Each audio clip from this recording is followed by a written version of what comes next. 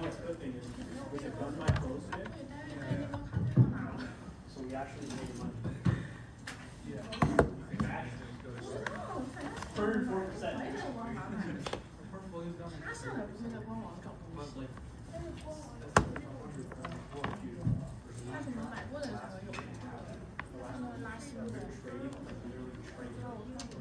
Bro, I have shorted so many years. They were in the green. Bro, what is what is it going to take for you, like, how much, like, grad present, exactly, 2 year grad present? Buy it before the tariffs, because then it's going to increase. No, that's true, though. Genuine question, though. How much does it cost to repair? It's going to cost the screen. Yeah, that's not good. No, I was laughing at it. I was more so saying, is it worth it to just buy it? I would say for $200, it's like, not bad. Did they like add like specs?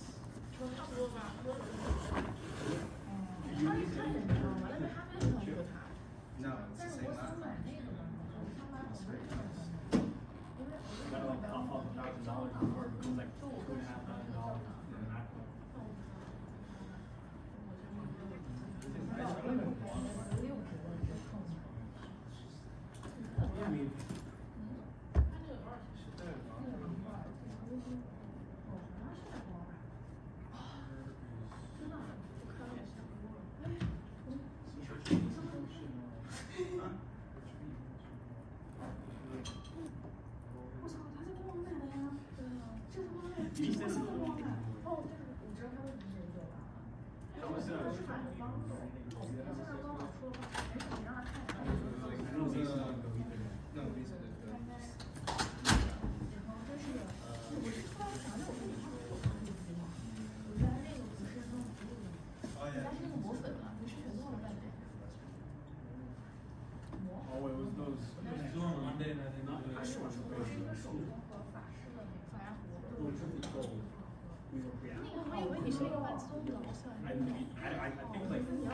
I opened that sheet. I'm serious. Which is why I even texted him now. I was like, dude, I really need to do some work on this and that and shit. He was like, no, it's not. I got it. I'm like, okay. So. They're just being sold. You see what the.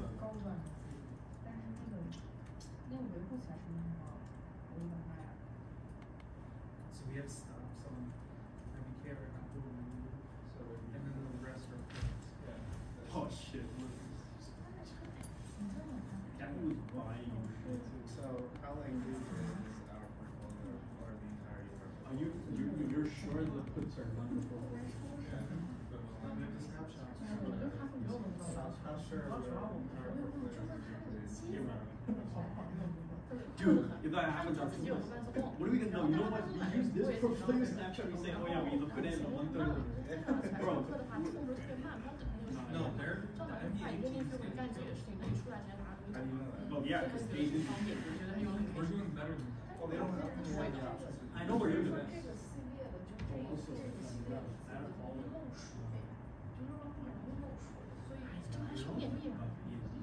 Oh. He almost said it. He was like, you just said, yeah. Like, he basically said, he's like, he's like, you don't have to worry about finding me. And I was like, okay. And he also was like, I also know that we was like very new. So he's like, I know professors in other places. So I need you to go there and read. Statistics, yeah. And he was like,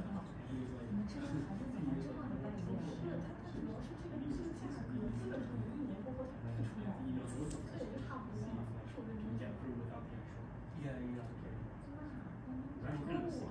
The list, he gave you a list. He told me, like, it was like, he said, oh, I have it right here. Because after These guys are all like Michael Joby gradients or yeah, variants, right? so we have Stevens and That's what MIT? Stevens. It's in the Okay.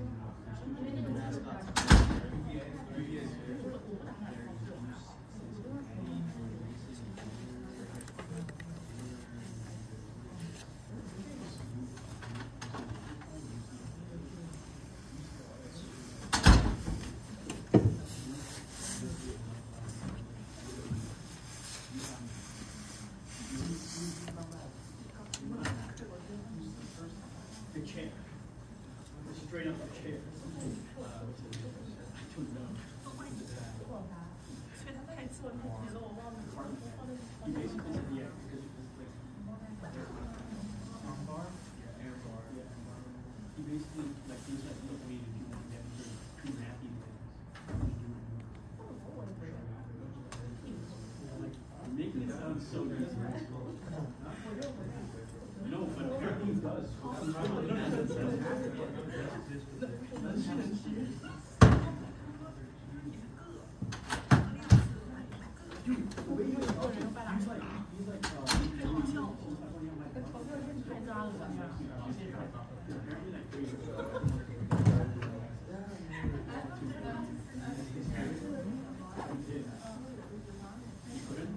So then he has like, he basically said, what do you use?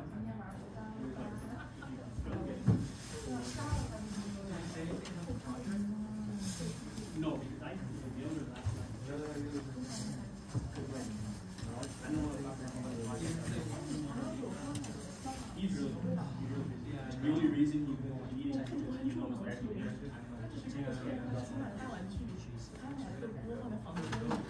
I know it. Yeah, I was tripping. He used to be like that. He was like,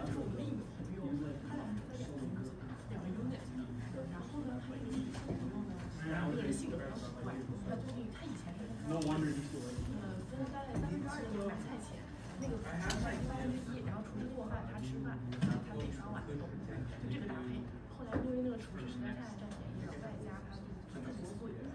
you should tell it because he's like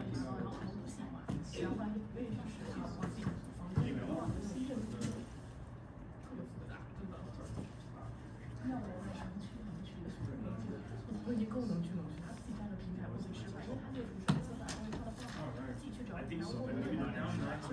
No, it's 9% the red. No, that's also because it's look at this. You're welcome. I traded us out at like a negative 50%.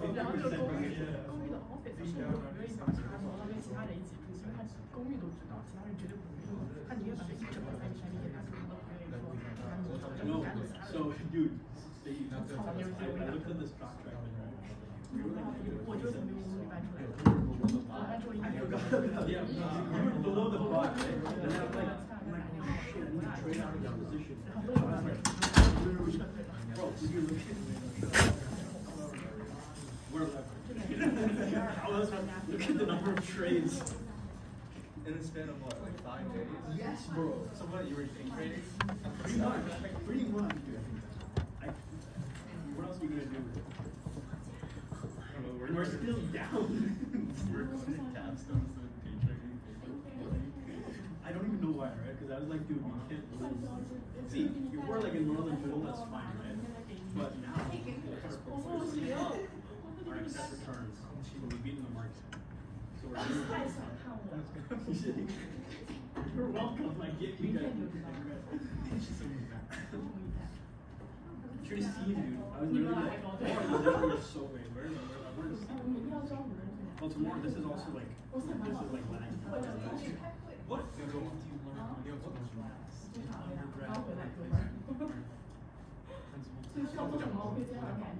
That is not necessarily the trend. That's like what? Like algebra 1 or 2?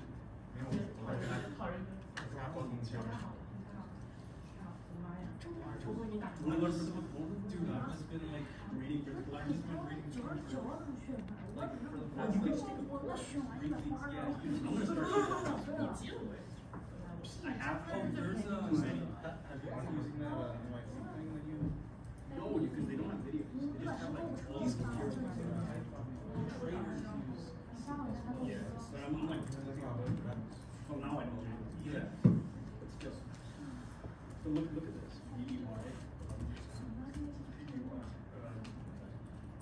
That's what I'm saying, dude. This is not even like, oh yeah, look at this, right? So Lulu is fine, Palantir is fine. I don't even know what TXN is, but at that point in time I knew it was up to the You don't know that we got absolutely prepared by well, yeah, because he bought in at like 3 quarters. I'm gonna buy more, dude. Allocate more. Yeah. This I did today. This is me. So Apple, I had a trade yesterday. No, I had a trade Friday. And then I had a trade. It like we gained like 20%. I went out of the trade. I guess That's what I'm saying. So look at this. This is Metropolitan Tower. I live, dude. I've been scouring for places that have. What do you stocks that have Chinese? Yeah. Well, I did fit. But there's cat and shit. So our biggest loss is this. That's because it's a buy position. No, but the thing is, we can't have any coverage for it for shorts. Well, I mean, if you really think it's good shit, then it's better. Yeah. Yeah, no worries. Already submitted? Yeah.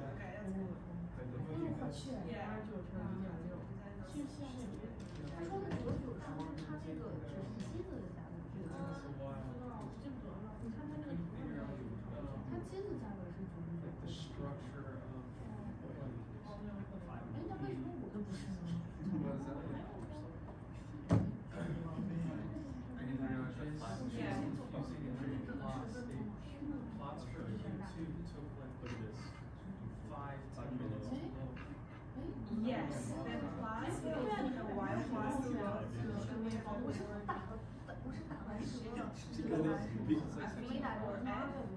When You know what? first question F, Well, it was it's been up and down, really. Yeah. Yeah, that's true. No, but they I have have no idea, is it 80% because reduction. of how much data? 80%. Yeah, I guess that's So the first round of it terrors, took a boom, while. shut down. Yeah, and here we just. No, bro, it was stressful, dude. It was. Lots Because I'm taking like, look what I'm saying, it's like, Oh, how much time? Yeah, yeah, it's okay. Because all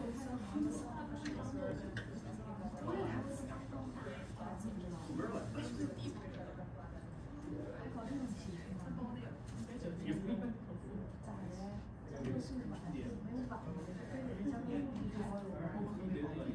how's your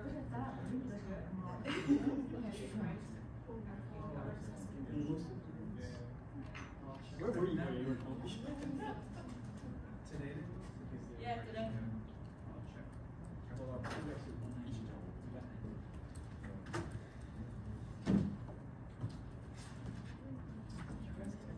Yes. No, we didn't. No, I did.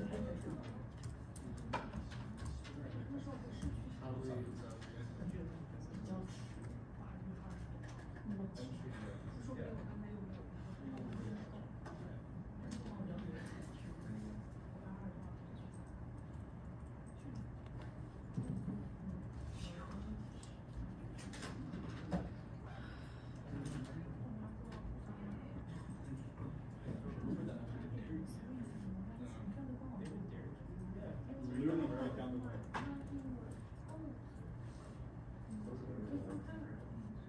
You think we do too much?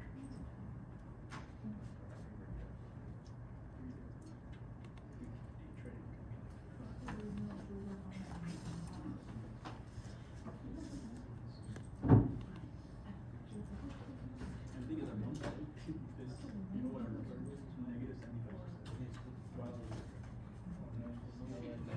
Negative 75. Because all the shorts, but then yesterday, Trump was in there.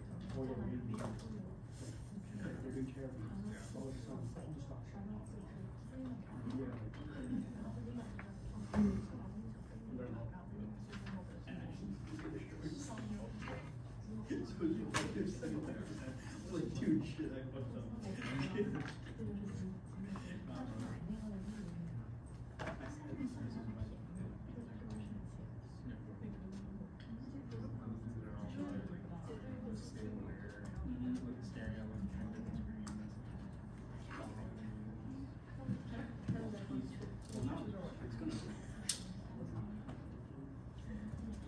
Okay, let's start. So sorry for being late again. So there was a lot of traffic on my way from Harvard here. So I was kind of trapped in the traffic. So so today is our third week after the spring break. Okay, I think everything is going as planned. So I think I think there looks like there's no surprise. Okay, so basically, I think we can now talk about the final exam date, because I have already received email from you guys asking about whether that date is confirmed or not. Okay, so basically on the syllabus, as you can see, we put April 29th. Okay, April 29th there. Let me double check. Okay, on the syllabus, we put April 29th, okay, as the exam date. Okay, basically today is the 8th. That's exactly 3 weeks later. Exactly 3 weeks later. So I think we can go as planned. So basically, you can mark your calendar now. Okay, this will be our final exam date, and the format will be similar to that of the midterm. Okay, so it will be held online, and then almost like the same kind of format in terms of the questions. So it will have a mixture of multiple choice questions and also analytical questions, and it's going to be a 2-hour exam. Okay, I will give you guys 10 extra minutes for you to scan your work and upload to HuskyCT, and I will be sending you a Zoom meeting link, you know, when the date is getting closer. Okay, so today our topic will be the term structure of risk. Okay, term structure of risk is going to be a new topic. Then next week, the topic will be back testing. Okay, it's going to be back testing. So basically, we're going to collectively back test all the risk models we have learned about in this course. And then the week after next week, okay, basically the 22nd of April, basically that's 1 week before the final exam date. Okay, in that week, okay, in the first half, we will be kind of using all the tools we have learned about to understand the more recent events. Okay, so that's what I typically do in the last week of the class, because during most of the time we were studying the 10 years from 2001 to 2010, and then you may wonder, okay, can you just connect the dots? Apply all the stuff we have learned in this course to learn about more recent events. In the past 2 or 3 years, the more interesting thing is about what was going on during the pandemic, right? I think this year we do have new events we can study. Okay, basically, ever since last week, we know a lot of things happening in the financial market. I think, by April 22nd, we do have a lot more data available for us to think about a few things. For example, do you think a lot of tail risk is there in the financial market? And how can we use the model we have learned about to capture those? Okay, so that is the plan for the last week. And then again, I will be sending out a practice final exam, and then in the second half of that week, we will be going over the questions on the practice final. Okay, so this is basically the plan. And then I suppose all of you have already submitted your second project report to the TA by this point, because that's going to be the due time. Okay, and then I will be sending out another project. Okay, tomorrow, the third one. Okay, it's going to be out very soon, and then the due date will be April 22nd. Basically, 10 days from I think April 22nd, right? Yes, about 10 days of time for you guys to complete that project. And then basically, for this course, we are going to have a total of 3 projects plus a midterm plus a final.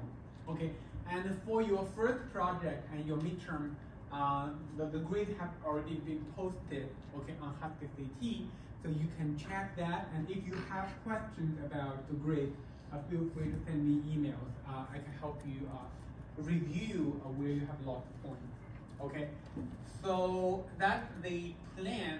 So any questions do you have with respect to the plan?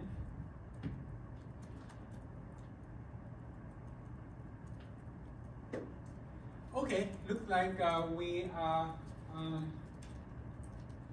remember we kept that on Friday.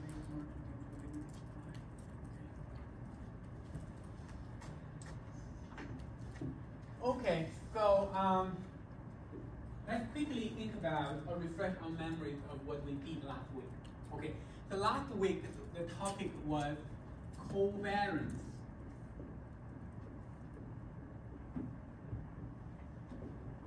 And the correlation models. Okay, so it was the first time we went beyond the single asset case. Okay, basically prior to last week, whenever we talked about the bar model, the Gartner model, the volatility model, we always use the S&P 500 as the example to illustrate. Okay, and then last week we actually kind of extend our investment base. Okay, let's think about the 2 asset case, okay, 3 asset case, and n asset case. Okay, and for example, we know that the portfolio variance, the portfolio variance PF, okay, can be written as, okay, this is the omega prime delta times omega. Okay, the omega is basically, let's say if you have an n asset in your asset space or in your investment space, omega is basically the column vector of the portfolio weight. Okay, it contains the weight you allocate to each asset. Obviously, this column vector must sum up to be 1. Okay, and then the middle delta here is what we call the variance covariance matrix. Okay, it's one of the most important subjects out there. Okay, basically this is going to be a n by n matrix. Okay, if you have n assets and on the diagonal line you do have the variances of those individual assets. For example, sigma 1 squared, sigma 2 squared, you have sigma n squared. Okay, and on the off diagonal lines you do have the covariances between those assets. For example, here you have the covariance between R1 and R2. Okay, here you have the covariance between R1 and R3. Okay, so we know that this variance covariance matrix is a gigantic matrix. Okay, the lower part and the upper part, they are symmetric. Basically, they have the same elements. So we can figure out the number of covariances we will have to estimate to be able to fill up, okay, this whole variance covariance matrix. That number is basically n times n minus 1 divided by 2. Okay, this is basically the number of covariances you will have to handle, you will have to deal with if you want to estimate the portfolio variance. And this number can increase exponentially as the number of n increases. For example, if n is equal to 100, and we know this number is going to be equal to 4950, okay, and when n is equal to 100, okay, 4950, that's a large number of covariances to estimate, okay, so therefore, the first very important step when we are dealing with portfolio variance is we need to reduce the dimension of this variance covariance matrix, okay, it's called something we call dimension reduction.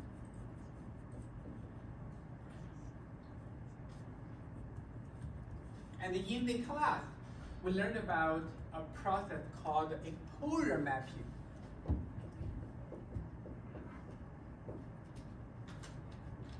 Okay, I want to emphasize that this is just one way that we can use to reduce the dimension. Okay, obviously in practice, okay, there's going to be many other different ways. For example, you know that all the hedge funds, all the very large mutual funds, okay, they actually invest in a very large parameter, in a very large investment space. And actually for those fund managers, one of their job is basically to think about what kind of tools they can use to reduce the dimension of this variance covariance matrix. Okay, so they use a lot of fancy tools like, you know, machine learning and those tools from computer science and from very fancy kind of econometrics. Okay, so basically the objective here is very unified. Okay, for us and also for risk managers, for mutual fund managers, for all of us, as long as you are dealing with a portfolio, you cannot bypass this problem. Okay, this is something you will have to deal with all the time. And you know, in practice, there are many other ways. And in this lecture or in this course, we are only learning about one we call exposure mapping. So the idea is very simple. Okay, the idea is that because almost all the financial assets, regardless of their asset class, whether you are talking about commodities, crypto, bonds, stocks, or even like options, okay? So all of those assets, they can be modeled by some kind of factor model, okay? Or in other words, all the returns, they can be modeled as having exposure to some underlying factors, okay? And I think we are more familiar with the factor models in the stock market because, you know, there was the equity course, you know, you guys are taking right now, okay? You learn about all kinds of factor models for describing the stock market, like the CAPM model, the 3-factor model, 5-factor model, Q-factor model, so on and so forth, okay? And last week, when I was talking about the bond market, I showed you guys that, yes, you can also use the CAPM model to think about the bond market. And in the bond market, actually, in the government bond market, there is another actually 3-factor model called the level, slope, and curvature. Okay, so basically for every asset class, there will be those kind of factor models you can use to do the exposure mapping. But the first step when you are doing exposure mapping is you need to first categorize the assets into different asset class and also based on the geographic regions. Okay, the reason for doing that is because for different asset class, we have a different factor model potentially, and for assets of the same asset class, in different geographic regions, we will have a different factor model. Because even though, for example, you know, when you're thinking about stocks in the U.S. market, stocks in the EU market, okay, even though if they are both stocks, but the underlying factors are different. Okay, like it's going to be the aggregate market here versus the aggregate market there. Well, that's why we oftentimes have to first categorize the assets into categories based on asset class and geographic regions. And then the next step is that you need to write down the asset returns as having exposures to the underlying factors for each category out there. Okay, always keep in mind about the 3 asset example I talked about last week. Okay, we have 10 assets here in the 10 stocks in the US and 10 stocks from EU, and then 10 bonds from the US. Okay, that gives us 3 categories. And then after you write the returns as having exposure to the underlying factors, then the return or the portfolio variance can be written as omega prime, beta, delta, and omega. Okay, so now the omega is still the portfolio weights, okay? And the beta is going to be the matrix of the exposures, okay, the matrix of the exposures. And then the delta here is becoming a much smaller matrix because it only contains the various covariances of the factors. Okay, for example, in the 30 asset case, we only have 3 factors out there, each one for each category. So therefore, in that example, this is a 3 by 3 matrix. You can see that you greatly reduce the dimension of this matrix from 30 to 30 to 3 by 3. Okay, and then you can basically solve the dimension reduction problem. And then if you have tools to model the covariances right here, then you will have tools to model the portfolio values. So that's the kind of a big picture idea. Okay, that is the kind of big picture idea. So that's basically the first thing we talked about last week. And then the second thing is we wanted to learn about covariance models. And we first know that from basics, okay, from the very basics, we know that covariances, okay, they are very similar to variances. Okay, you can think of them as twin brothers, okay, because you know the variance is actually a special case of covariance. Okay, it's the covariance of a return with itself, that is simply the variance. So therefore, when we are learning the covariance models, we are not deriving new models, we are just drawing parallel with what we have learned before. Okay, in the variance model lecture, that's basically the Gartner model lecture. Okay, so let's take a look at the setting. So you have 2 assets. One is called asset I, and the other is called asset J, and then you have our I1, I2, okay, and then our IT, and then this is RI, t plus 1. And then you have Rj1, Rj2, and Rjt, and Rjt plus 1. This is the two-asset case. And then the notation here is sigma ij t plus 1. We are using this to denote the covariance between asset I and asset j at time t plus 1. And the notation here, as I emphasized multiple times, is a little bit misleading, okay? Because typically we use sigma to denote volatility. But, you know, in this lecture, we actually use sigma to denote covariance. But it's actually easy to tell the difference. If you take a look at the subscript, if there is ij there, it means covariance between the two assets. Okay, the assets are I and j respectively. So we basically can have three covariance models. One is the simple covariance model. Okay, basically you just replace the return square with return product. Okay, then you will have what we call the simple covariance model.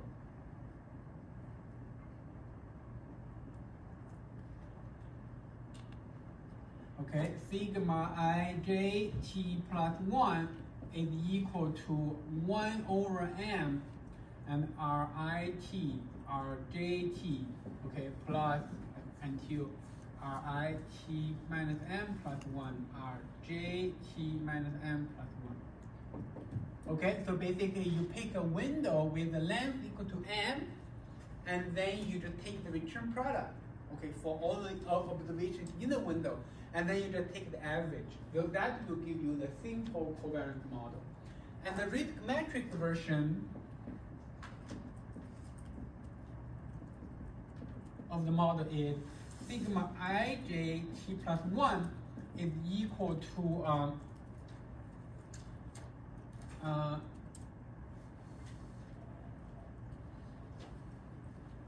lambda rit, rjt, oh actually 1 minus lambda, this is 1 minus lambda, plus lambda sigma ijt. Okay, you can see that you are replacing return square with return product, then you do get the risk matrix model. And then you also have the Garch model, in which case sigma ij t plus 1 equal to omega plus alpha rit rjt plus beta sigma ijt. Okay, you can see that, you know, the three models are exactly the model we talked about in the variance model lecture, or the model for forecasting variance or forecasting volatility. The only difference here, we are replacing the return square in the variance model lecture with the return product, and then we do have those new models. And then, you know, again, keep in mind about the example we talked about last week. That was actually a very classic case. Okay, typically we study, you know, in all kind of context. Okay, so basically you think about the covariance between the stock assets and the bond assets. Okay, in the U.S. market. Okay, from 21 to 2010, we know there were very interesting things happen. So basically, in the dot bubble period and also in the global financial crisis, in the two recession episodes, we do observe that the two asset class, okay, based on the three models, the covariance is actually getting more negative during such crisis episodes. Okay, what is that? What does that indicate? What does that tell? It tells that the bond does indeed serve as a hedge against stocks. Okay, so basically, when stock is tanking during the crisis, the bond tends to go up. Okay, and that reflects what we oftentimes see called a flight to safety. Okay, or flight to basically flight to safety. That oftentimes happens when risk is getting pretty high. Okay, investors tend to unload their stock assets and purchase bond assets. That action will push down the stock price, at the same time push up bond assets, creating the negative correlation there. Okay, so, and I think in 2 weeks we are going to talk about how this dynamic is playing out in the COVID period, okay, and also in 2022, because in 2022 we do have a smaller kind of correction, okay, basically not as dramatic as in the pandemic period, but 2022 actually the S&P 500, I think the within year decline was actually almost 25%. Okay, almost 25%. That was pretty much driven, looking back, okay, it is driven by the dramatic increase in interest rate by the Fed. Okay, so basically the increase in interest rate was, the pace at least was more than or faster relative to investors' expectations to cause sell-off in the market. Okay, so actually the flat to 60 actually also happened in this week and also last week's market. Okay, you do see during some days when investors kind of unload the stock assets, the bond asset is actually doing well. Okay, so and then we also talked about correlation models.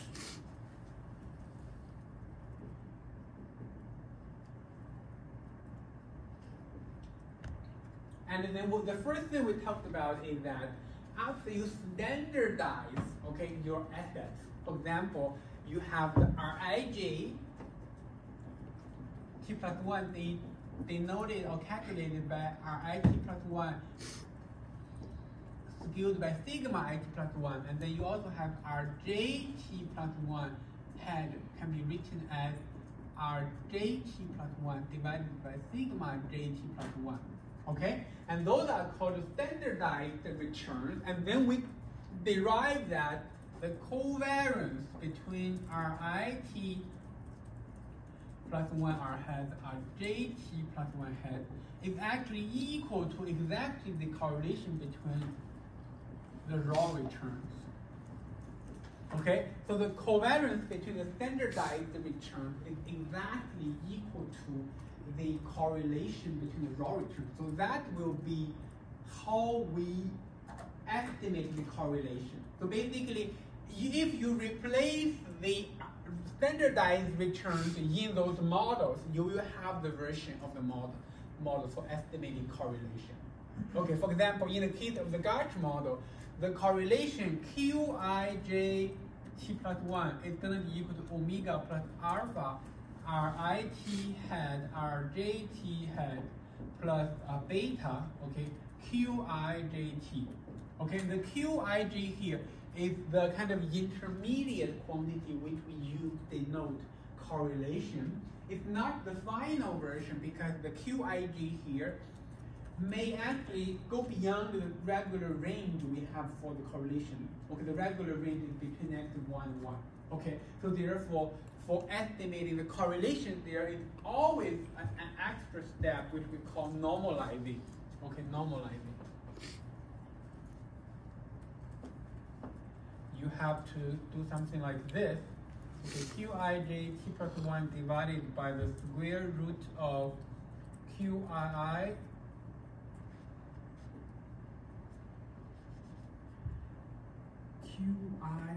T plus 1 and Qjj T plus 1. And that's going to give you something called the rho ij T plus 1. And the rho ij here is basically the final version of the correlation we were interested in. Okay, so this is basically what we talked about last week. And you can see it sounds like a kind of abstract, but if you really think about the roadmap, it was actually kind of very coherent, right? You started from thinking about the covariances of a portfolio, and then you think about what issues you run into.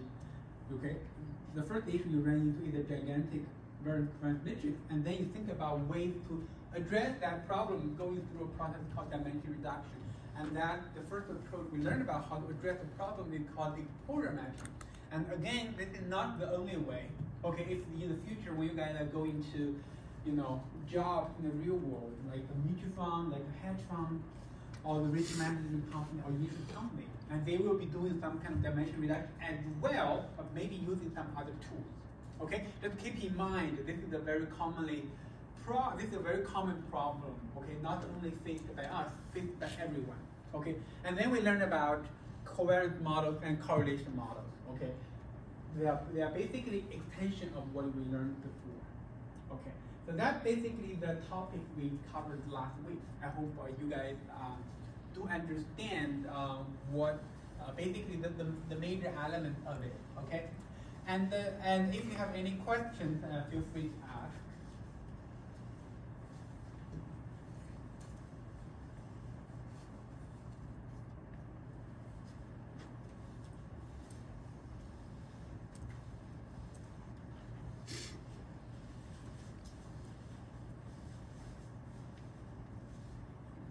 So today, our topic is called the term structure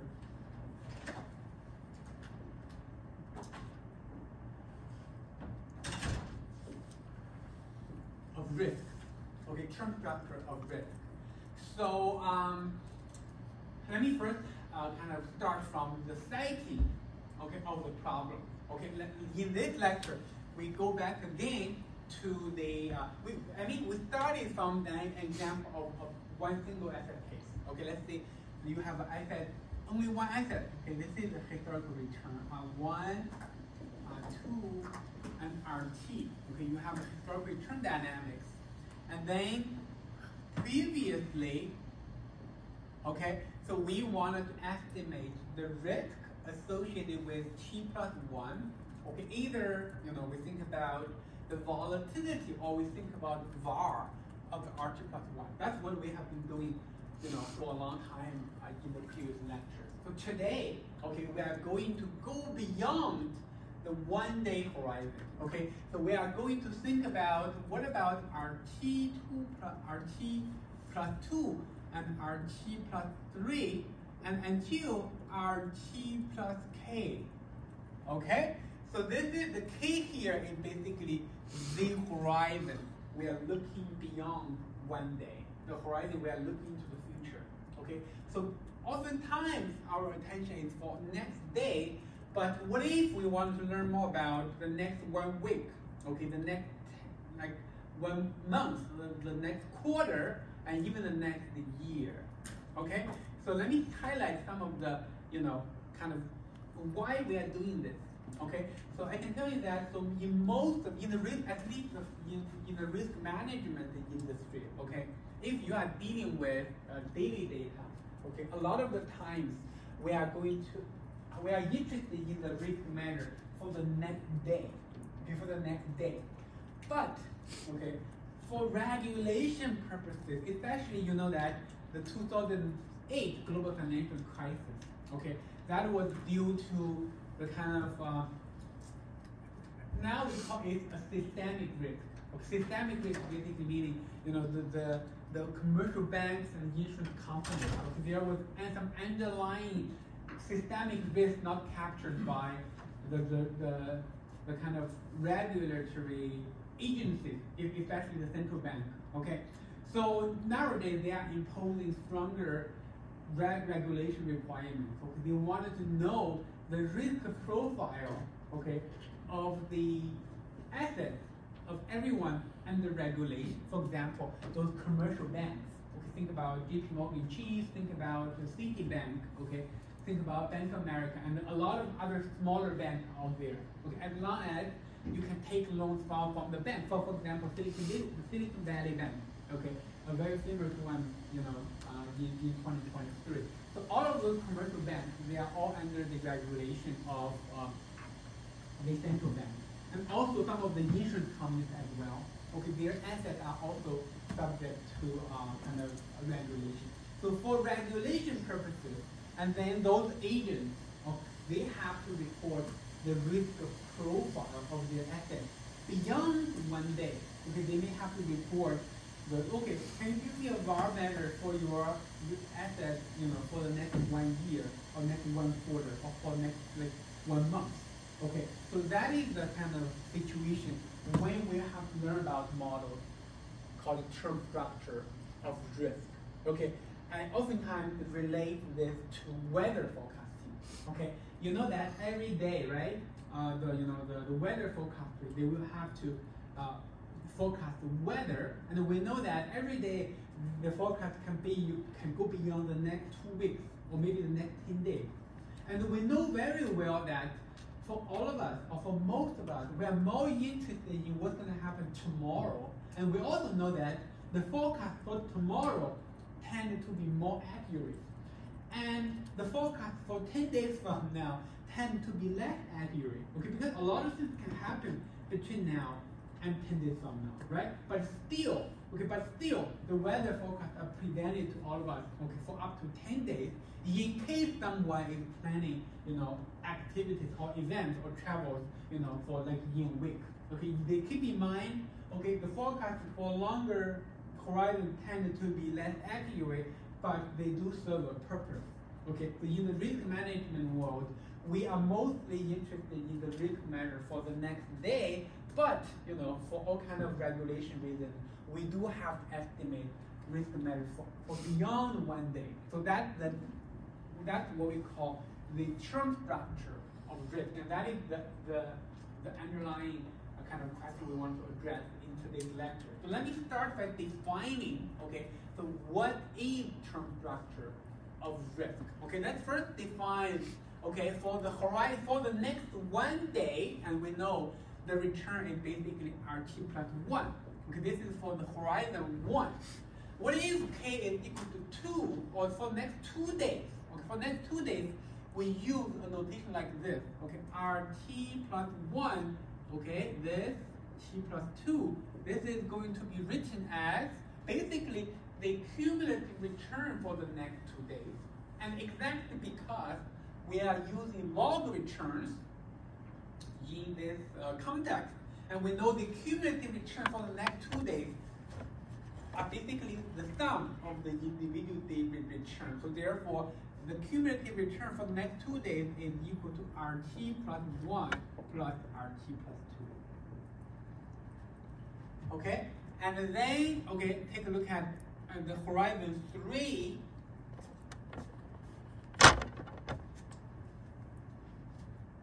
RT plus 1 until RT plus 3, that's going to be equal to RT plus 1 plus RT plus 2 plus RT plus 3. Okay, and similarly, okay, RT plus 1 until RT plus K equal to basically equal to the sum, okay? RT plus I is ranging from 1 to K. Okay, so this is basically the returns we are concerned with in the term structure of risk. So what are we going to be doing with those returns? So basically the end result is going to be this, okay? So we are planning to make a plot, okay? Our end goal is to make a plot. And on the x-axis, we do have the different horizons. So for example, at horizon 1, at horizon 2, and horizon 3, until this is going to be 3, this is going to be 5. Okay, and this is the horizon you are looking into the future, and the y-axis here is basically one of the risk measures you are trying to estimate. Okay, for example, volatility is one potential thing you can estimate on the y-axis. Okay, the volatility for the next couple of days. Let's now highlight. Let's say if we are trying to put the volatility on the x-axis. So what are the volatility corresponding to each horizon? So for horizon 1, that's basically the volatility associated with RT plus 1. Okay, and for horizon 2, it's going to be the volatility for the cumulative return for the next 2 days. Okay, then basically this quantity, okay, is going to be something like this. Okay, and for horizon 3, it's going to be something like here. Okay, so basically once you estimated the volatility for each horizon and then you connect the dots, that is basically what we call the term structure of risk. Okay, term structure of risk. So the very important thing to kind of understand in this definition is that the term structure of risk is referring to the risk associated with the cumulative returns for each horizon. Okay, not the individual day returns for each horizon. For example, the returns at horizon 2 here is not about the volatility for this quantity. okay, is actually about the volatility corresponding to the cumulative return for the next 2 days, okay, for the next 2 days. And similarly, for horizon 5, that's going to be the cumulative return for the next 5 days, okay? So in this definition, we have never concerned about, okay, what is the volatility for this quantity or this quantity? No, okay, not the individual day return, but the cumulative returns, okay? And then in the next question, you may wonder, or you may ask is, does it always look like this? Okay, does it always look like that? So the answer is most of the time. Okay, so why? Because if you take a look at those cumulative returns, and you can see that the longer the horizon, the more returns you are included in the calculation on the right-hand side, right? So basically, you can see the volatility will tend to go up. Okay, will tend to go up. Basically, this is like 1 returns volatility, this is going to be 2 returns volatility, and this is going to be 3 returns volatility, so on and so forth. Okay, so basically, the volatility tends to go up as the horizon increases. So for most of the situations, the volatility will look like that, and then you may ask further, so is there like a pattern or formula to describe this kind of pattern? Okay, so all I can tell you is there's no formula that can apply to all situations. Okay, there's no single formula that can apply to all situations, but there is a rule of thumb oftentimes being used that basically says the risk corresponding to horizon K is growing at a rate of the square root of the horizon. So basically, the rule of thumb says sigma t plus 1 until t plus k is going to be approximately square root of k times sigma t plus 1. Okay, so this is basically what we call the rule of thumb. Basically, you know, this is not always accurate. Okay, but it serves as a very good approximation. Okay, so and then, you know, the risk measure we put on the y-axis here can be any risk measure. It doesn't always have to be volatility. It could also be VAR. Okay, it could also be expected shortfall. Okay, those are the 3 risk measures we have learned in this course. You can basically estimate the term structure volatility, term structure of VAR, term structure of expected shortfall. And for all 3 risk measures, you can use this rule. Basically, you can also use the VAR for horizon K, that's approximately square root of the K, and the VAR associated with RT plus 1. Okay, so this is basically the kind of rule of thumb. Okay, this is kind of the rule of thumb. And basically, you can see we all know how to estimate those quantities, right? You know, the volatility, you can use Gartner model, and the VAR, you can use all kinds of models you have learned before. So, and then once you apply this rule of thumb, then it will give you an approximate, okay, kind of measure for the term structure of risk. So, and then the next, okay, we will go back to the slide, okay, actually show you that, you know, for the risk analysis model and for the Gartner model, okay, so what are the term structure looks like? Okay, what will the term structure look like? So just keep in mind that the rule of thumb here is an approximation, okay? It actually can deviate from the reality or deviate from the true numbers by a large margin. Okay, it can deviate from the true numbers by a large margin. So any questions you have before I move on to the slide? So here, I'm simply talking about the definition. Okay, so I wanted to first highlight a couple of things. First of all, so why are we doing term structure risk? Okay, second of all, so what is the definition? So how do you define the term structure of risk? Okay, so basically, a very important thing we need to keep in mind is when we talk about the term structure, we are never thinking about the individual day returns. Okay, we are always thinking about the cumulative returns. And then once we have the cumulative returns well defined, then our end objective here is to create a plot with x-axis noting the horizon for each day, and the y-axis noting the kind of risk measure you are trying to estimate. And then we wanted to make a plot like this, okay? And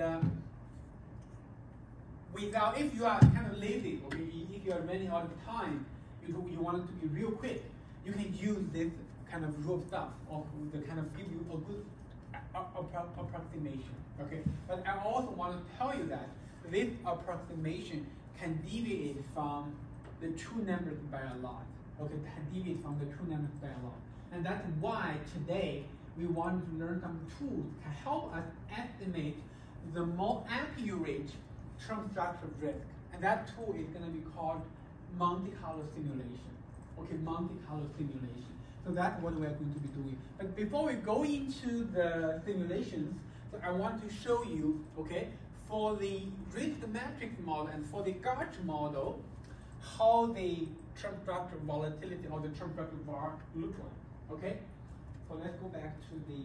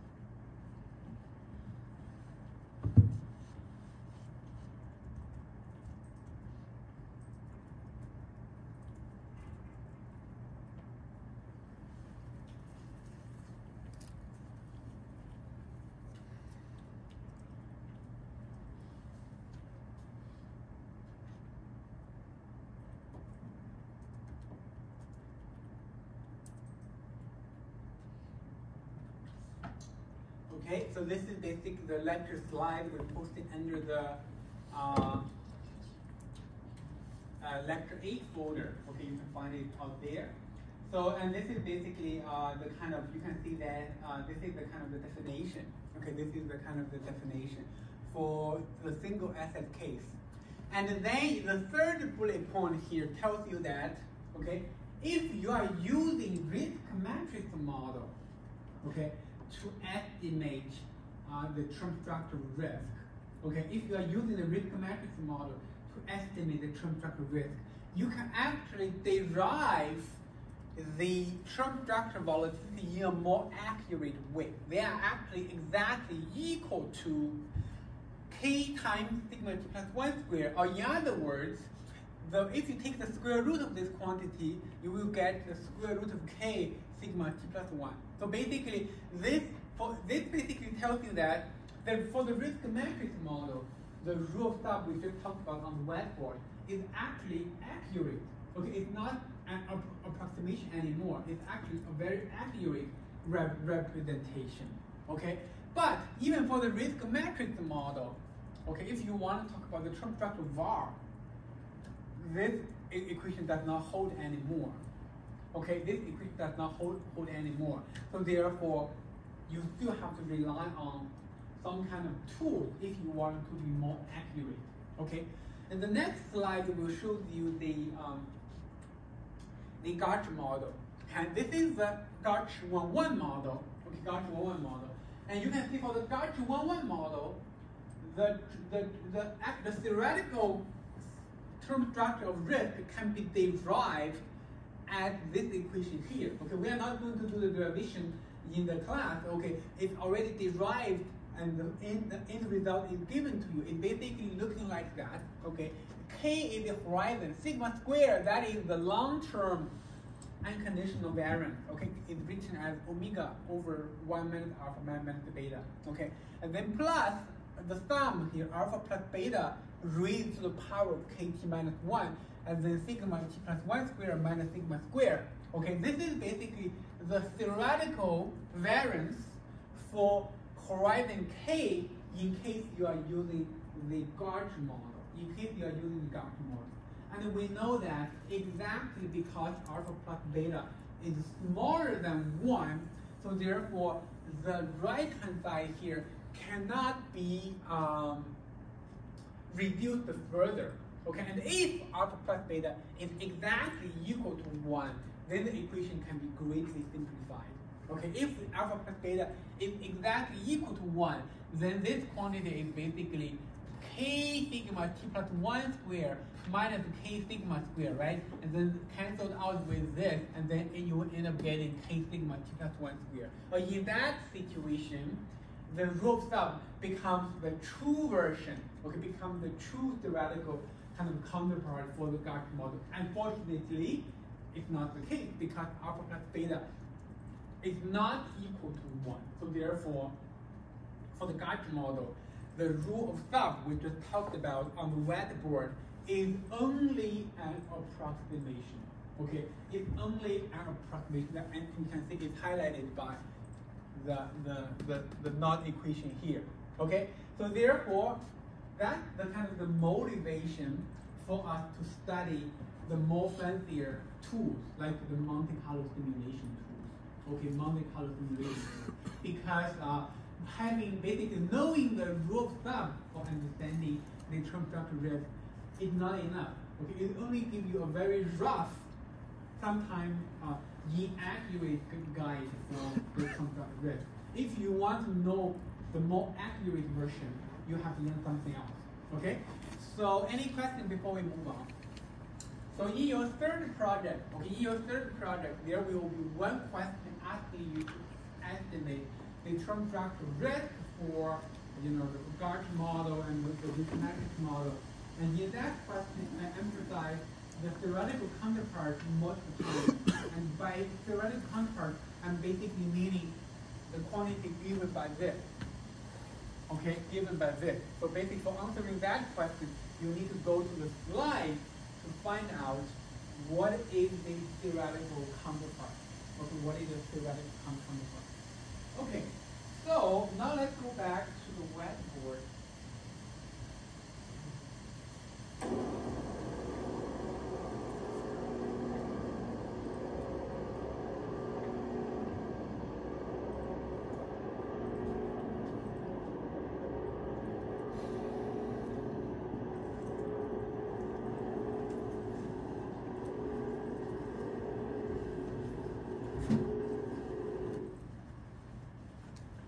Anyone know about what is Monte Carlo simulation? I guess you guys have heard about it before, right? In all kind of context. Okay, so it's basically a simulation tool. Okay, because in the past 20, 30 years, okay, with the arrival of super faster computers, and we do have access to a lot of computational power. Okay, so that can actually save us a lot of work, especially the work can be handled really well, by using large number simulations. Okay, so let me give you one very simple example so that you know what Monte Carlo simulation is. Okay, it's basically a simulation tool. We are just applying this tool to the context of term structure risk. Okay, obviously you can use that in all kind of other contexts. Okay, for example, I know that in practice, actually people use Monte Carlo simulation to estimate the variance covariance matrix of like a large portfolio. Okay, so basically it can be used in very different contexts. Okay, so let's think about a particular example. Okay, you have a variable x. Okay, it follows normal distribution with mean of 0 and standard deviation 1. This is basically a standard normal. Okay, and then you have a y variable follows a normal distribution with the mean of 1 and a standard deviation of 3. Okay, then z is written as x squared plus y squared Okay, the question following the question here is basically, what is the standard deviation of z? What is the standard deviation of z? Okay, so basically we have two x and y's, and we know z is defined as the x squared plus y squared. And for maybe we can add another condition that is x and y are independent. Okay, and then what is the standard deviation of z? Okay, so if you don't rely on any simulation ideas, if you are like if you are in a stat department or you are in a stat course, the natural way is you have to first derive the probability density function of z, right? And then what is the standard deviation of z? Okay, basically you need to first write the variance of z as the expectation of z squared minus the expectation of z squared. And then you need to figure out these two respectively after you calculate then you can get the variance, and you then take the square root of this, you get the standard deviation, right? So this is, if you are in a pure stat course or stat department, that's what you will do. And then you basically have to first figure out the probability density function of z. And then you need to, with that, then you can write down what is the expectation of z squared, right? Because the expectation of z squared is basically the integral of z squared and then the PDF of z. Okay? So this is the kind of the regular way of figuring it out. But if you don't want to go through all of this, and because you have a weaker math background, but you have a very strong computer science background or kind of computational background, you have access to very fast computational power. So what will you do? Okay, you can rely on simulations. And how do we do that? Okay, it's very easy. Okay, very easy. So then, for example, with R, okay, you can first simulate using R norm. Okay, R norm is a function in R that can help simulate like normal distribution observations. Okay, using R norm, you can first simulate x1, x2, and xn. Okay, n here is a very large number. Let's say this is 1 million. Okay, and then similarly, you can simulate y1, y2, and yn. Okay, then you define zi as xi squared plus yi squared as given by the question. Okay, and then you will basically end up having 1 million z.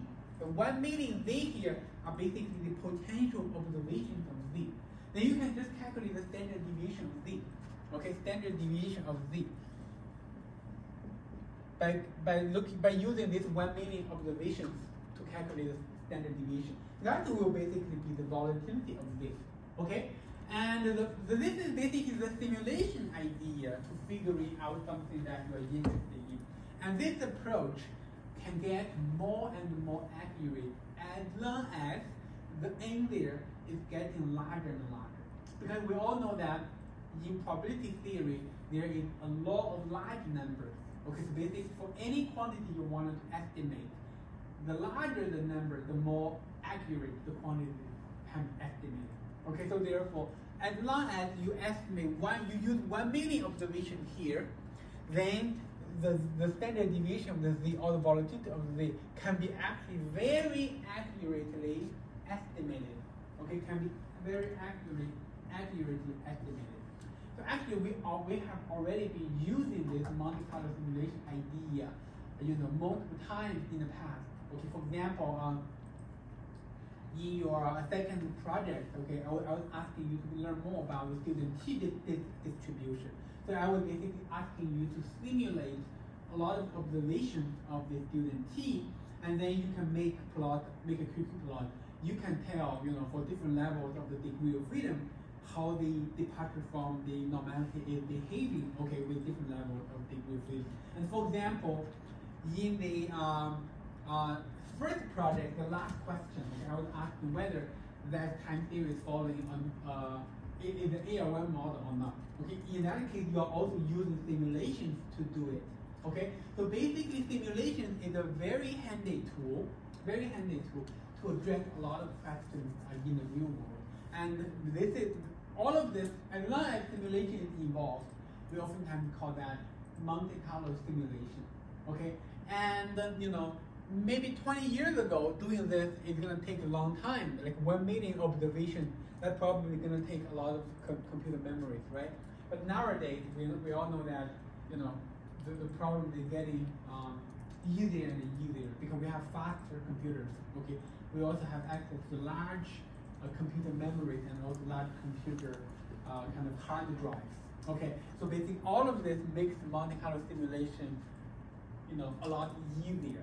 So basically today we wanted to use Monte Carlo simulation to help us understand the term structure risk. Okay, so without talking too much about it, let's talk about the process of estimating the term structure of risk. Okay, so let me read this.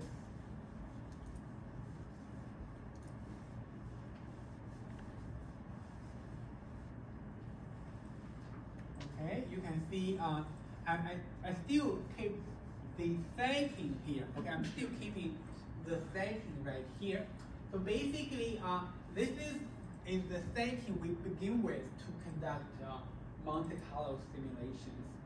So the first step, okay, is the Gauge model step. Okay, you can now realize that Gauge model is just so important. Okay, because we are going to be using it all the time. So today, to estimate the term structure of risk, the first step here is we first need to pick a window, okay, from the historical data. The length of that window is your choice. It could be up to 250 days, it could be up to like 500 days, or maybe 600 days. Okay, it doesn't matter of your choice. And then we can estimate the Gauge model based on this window of observations, and this estimation will give us omega, alpha, and beta. Okay, we know, for the Gauge model, those parameters are readily given from the estimation process. And then we will also get the sigma t, which is the fitted volatility, and then with that, we will be able to get the forecasted volatility equal to omega plus alpha RT squared plus beta sigma t squared. Okay, so this is basically the first step before you do the Monte Carlo simulation. You can see this step is nothing new. Okay, nothing new. It's basically the Gauge model step. Okay, basically the Gauge model step. Then the second step here is the most crucial. Okay, the second step here is the most crucial. Okay, so the second step here, our end product or our end objective here is that we would like to create, okay, a gigantic matrix. Okay, a gigantic matrix, and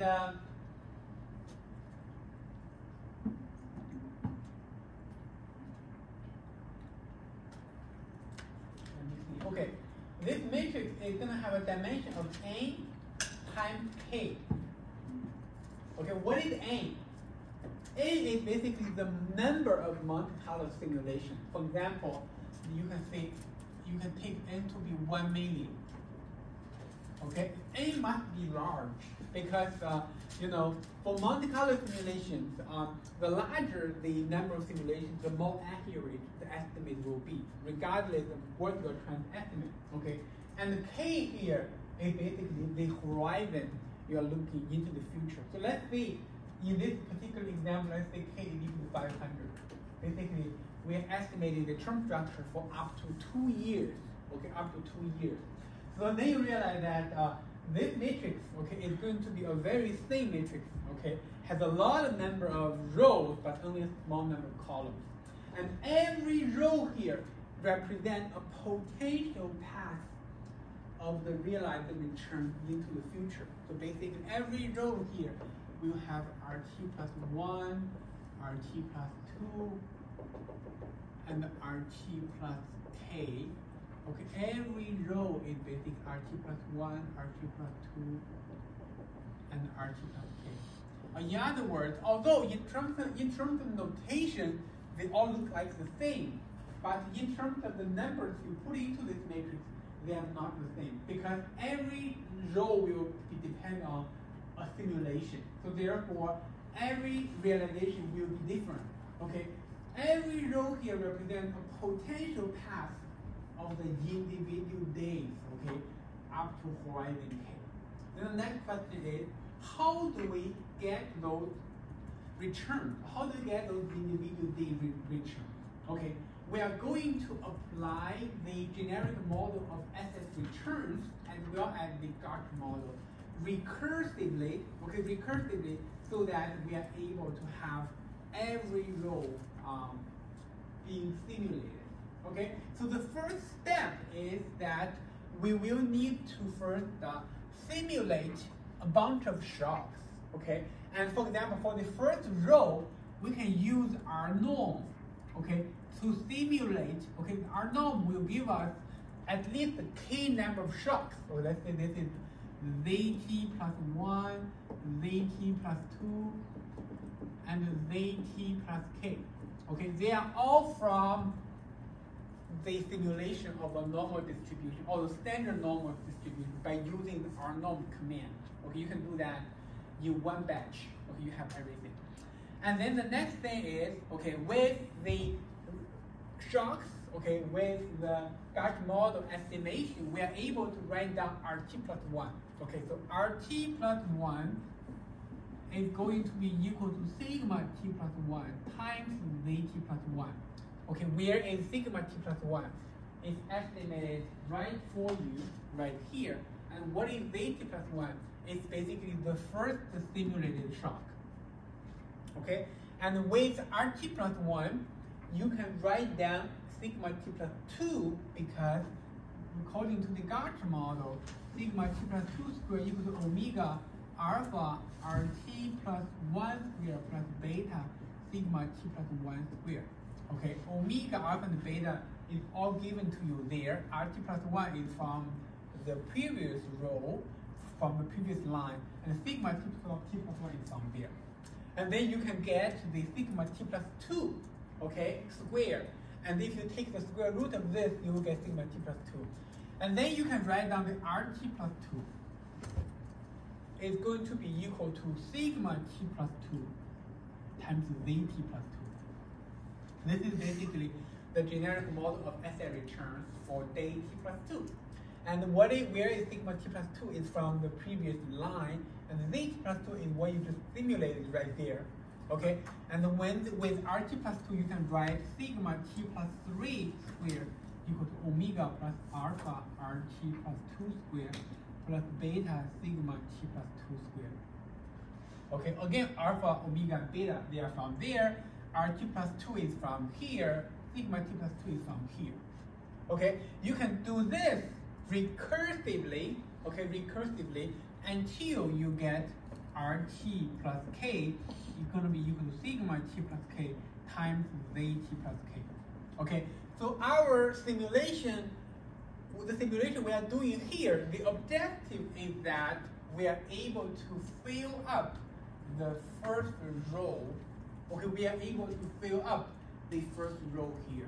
So basically, the end objective is basically this quantity, until RT plus 3, and until this quantity. Okay, and how do we get it? We are basically first simulate the shock, and then we apply the generic model of SS return as well as the Gartner model recursively. Okay, recursively basically meaning you have to do it one step, okay, by the next step. You cannot kind of do it simultaneously because without knowing, for example, without knowing RT plus 2, you cannot know sigma t plus 3 because sigma t plus 3 depends on RT plus 2. Without knowing sigma t plus 3, you cannot know RT plus 3. Okay, so you basically have to do it one line by one line until you get the first row. Until you get the first row. Okay, any questions with the iteration we are doing here? Okay, so this is the most crucial step. Okay, the most crucial step. So if you understand this, and then you are basically able to get the first simulated path of individual D returns for the future. And then for the second row, okay, you basically repeat what you are doing here. Re-simulate shocks, okay, because this time around you are going to run the unknown when, another time. So the shocks will be different. The shocks will be different. And even though you are doing the same iterations here, the observations you simulated in the second row will be different. Okay, basically every row here represents a potential path of the individual D returns into the future based on what you have known up to today. Okay, based on basically up to today, you know if you are using the Gauge model, this is supposed to be the parameter, this is supposed to be the sigma t+1. And then based on all those information, you are doing the simulation, you are able to get this matrix set up. And then by applying the genetic model of SI return as well as the Gauge model, you are able to fill up, okay, this matrix. Okay, you are able to fill up this matrix. So any question with this step? Okay, so basically you need to do this any number of times, or in other words, 1 million of times until you get to the last row.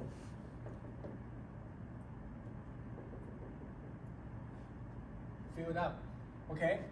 So the step 3 is that you are going to create another matrix, okay, called the cumulative return matrix, okay?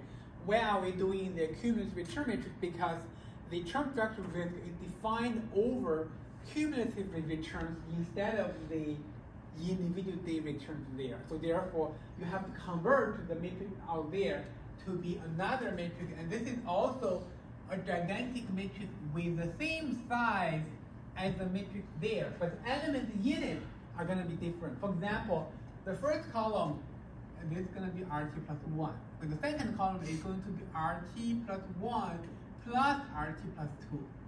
Okay, and then, the column K is going to be RT plus I. I is running from 1 to K. Okay, so basically the elements in this matrix are the cumulative returns for each horizon. Okay, cumulative returns for each horizon. And then you are basically doing this for all the rows. Okay, for all the rows. And then the last step is that the very last step, step 4, is where you estimate the term structure of the risk. For example, okay, if you are interested in the term structure of the volatility, how do you estimate it? So at step 4, you are going to look at this matrix on per column basis. Okay, let me write it out. Okay, let's write it out. So basically, this is going to be RT plus 1, RT plus 1 plus RT plus 2. I plus 1, QK, RT plus I, and this is RT plus 1, RT plus 1 plus RT plus 2, and this is RT plus I running from 1K. Basically, you can see this is those are the elements in this kind of gigantic matrix. Okay, every element here is the cumulative returns. And at step 4, we are going to look at this matrix on a per column basis. So let's say you are interested in estimating the term structure of the volatility, and then the x-axis is going to be the horizon. Okay, it's going to be 1, 2, 3, 4, 5, and then this is going to be the volatility for each horizon. Okay, so for horizon 1, how do you get the volatility? You are basically getting all those observations, okay, because all those observations in this matrix, they are all potential realizations of the return at horizon 1. So you can just take a look at or calculate the standard deviation of those observations. That will give you the simulated volatility for that horizon. Okay, similarly for horizon 2, you get the second column, okay? You calculate the standard deviation, you will get the risk for second horizon. You basically do that for each horizon, you connect the dots. That gives you the term structure risk. Okay?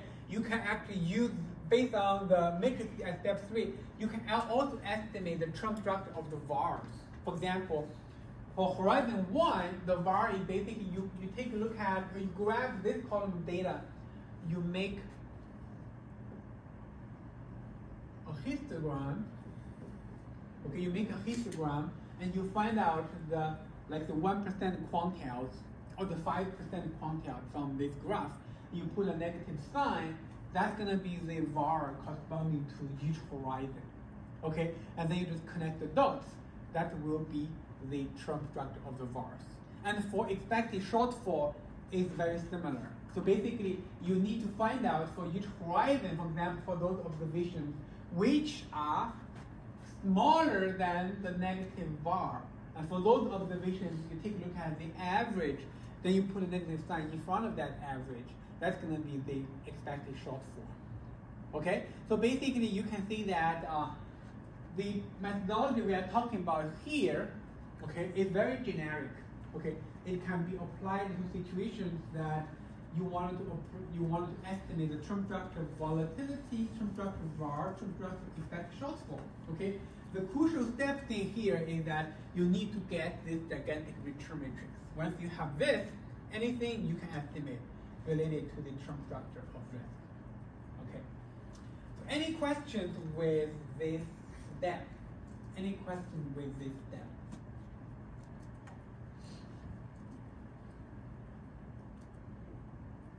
Okay, so this is basically the most basic version of the Monte Carlo simulation to estimate the term structure risk, and we call this the baseline version.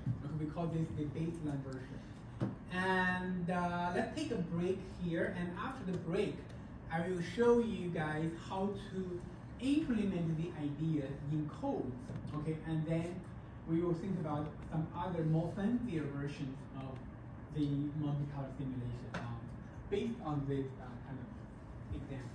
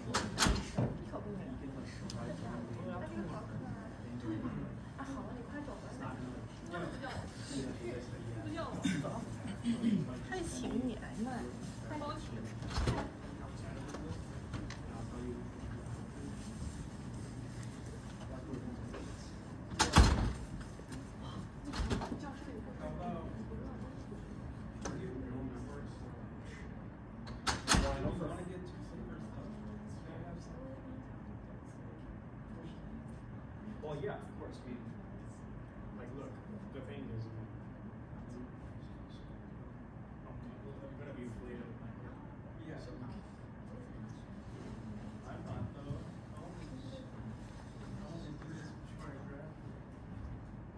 Like, well, you have time to Yeah, I'm pretty sure we'll get to it. I think the only problem with the plot, I don't know how we figure that plot out, but freaking pendulum. Have you tried it? What? I tried it once. And then I was They just go playing like around with this, it. Yeah, right? yeah. Playing around with it, but then after that I'm like, okay, you know what? I'm not going to. It should be right though. It's probably how we're formatting the plot. Could be.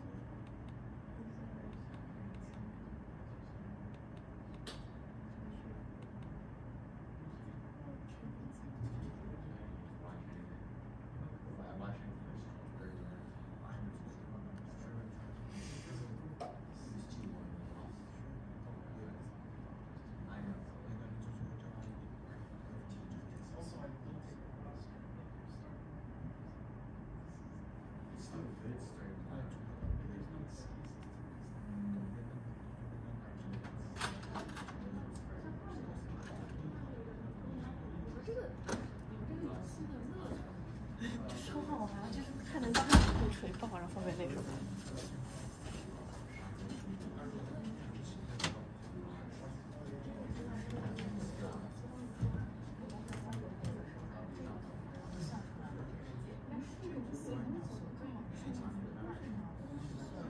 对对对，因为但只是对 Horizon 1是刚好，但 Horizon 2那感觉你就没法。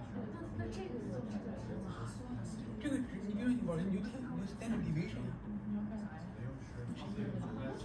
你在 code 里面不是可以算 standard deviation 吗？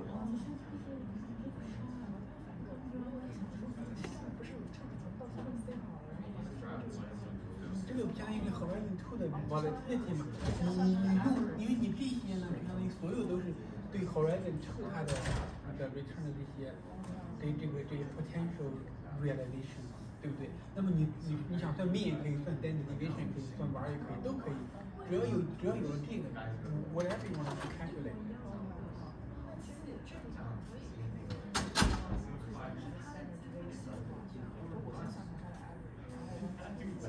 你为什么要看 average？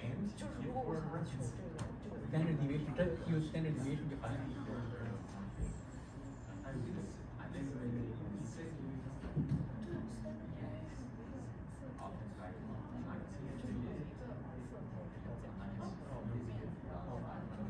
那个是 formula 呀，但是你如果在 code 里面，你算 standard， 它已经给你已经用了呀，你不需要自己去算呀，对不对？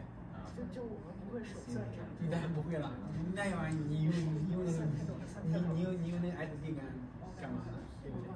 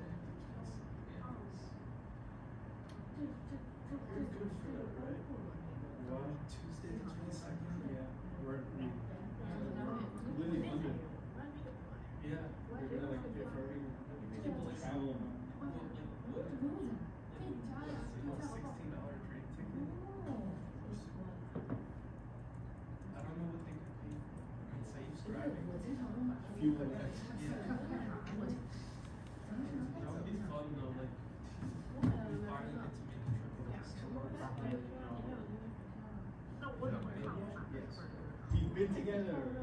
Oh yeah.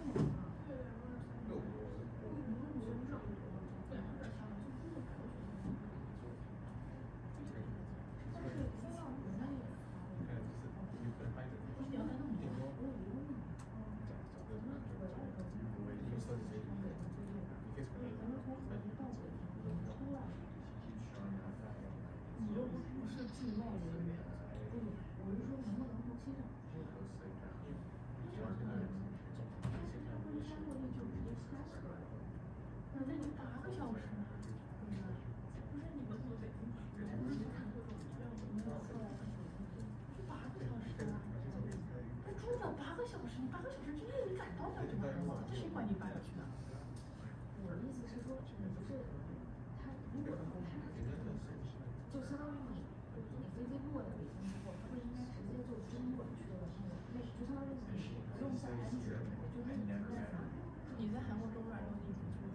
出去了。对啊，我在日本中转。在日本出去多转啊？什么去？就是我的行李是直达，但是对啊，对啊，你耽误了，你可以机票还现在，你第2天还有机票呢，天。想啥呢？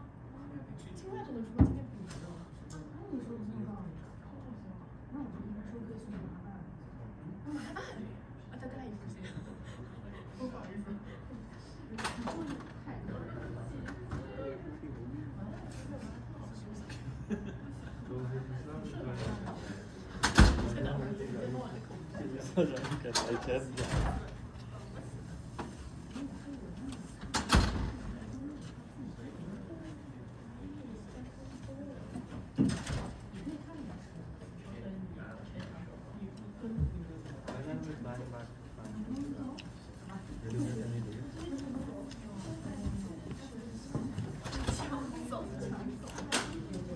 Did you edit the process?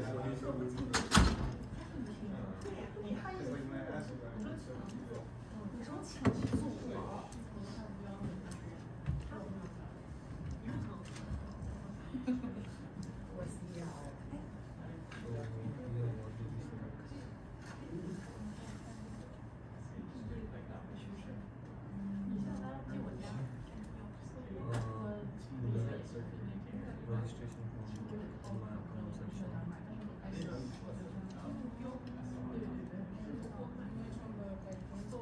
Yeah.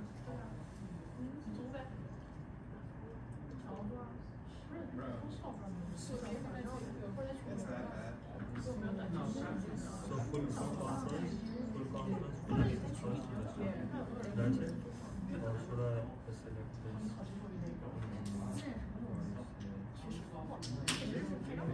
this?开过一次的人表示这个，我当年本科毕业之后背着当时所以我他妈那个时候I tried to translate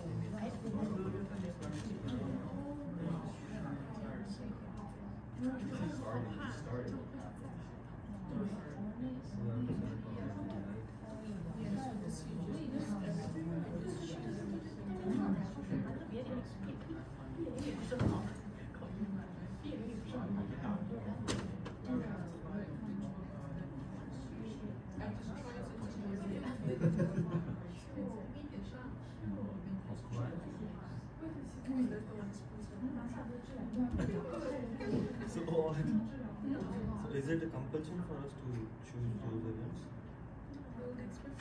A lot of people expect a lot of things. It is not how it works. 你都买下了，这么快？ Apart from this, like, 我操！ when is your test? This month? 不要看我。 How is the preparation?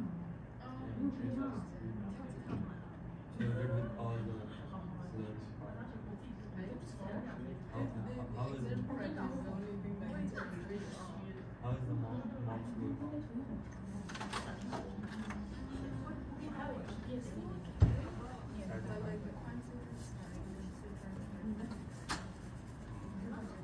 You got a scholarship, right? Who are you?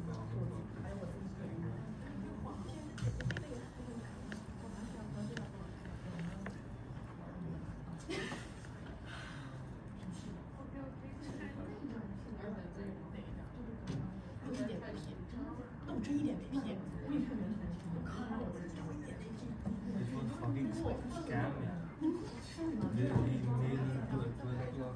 他甚至还是个实况，等到我再看一眼，就是这一张，就是这张实况，就这一批。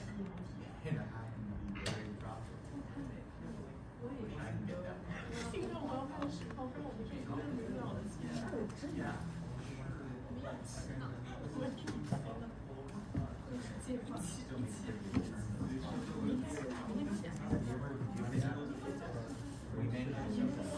我还去买。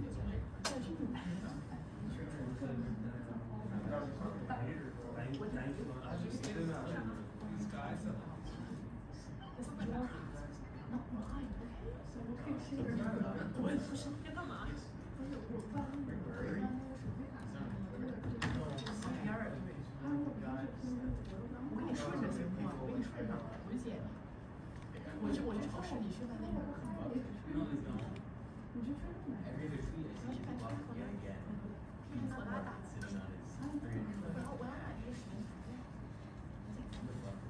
很简单。我想你要喝吗？啊，我今天就去，几点钟？我给早点爬起来，明天给钱费了。晚上9点半，不是我洗洗漱嘛，就9点半，9点半到家。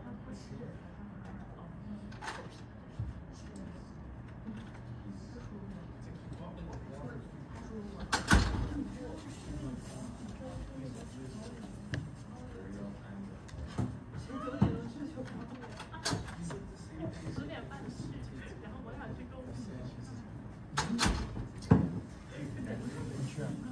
我们吃一口，还是点餐。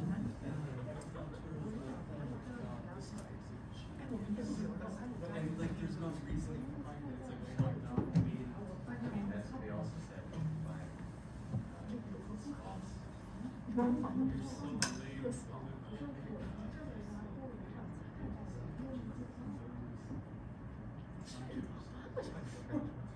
我不会放，我再放2点儿。我放2点儿。我3斤2两。没事，放外面也可以无所谓。真的没事儿，整个我还是放冷藏肯定没事儿。冷冻没事。Oh yeah.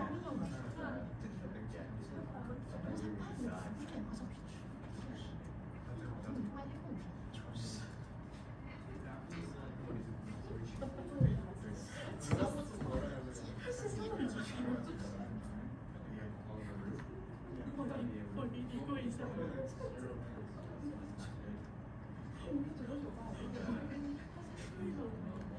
他现在小猫去打针去了。他累了，都孩子很沉。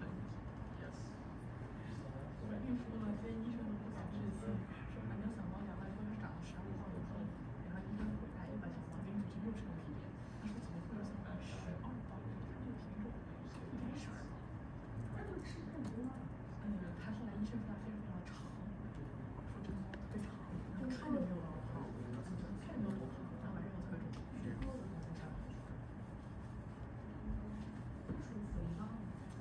没事吧？ So is everything all squared away with that?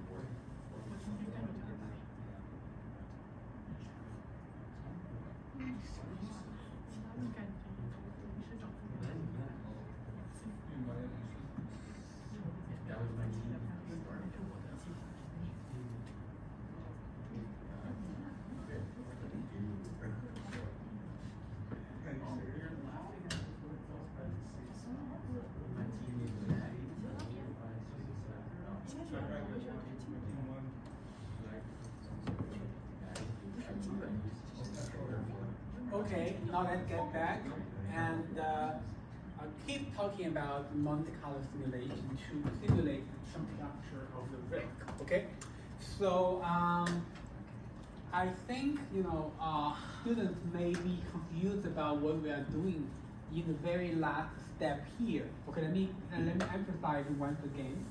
So basically, every return in the matrix right here.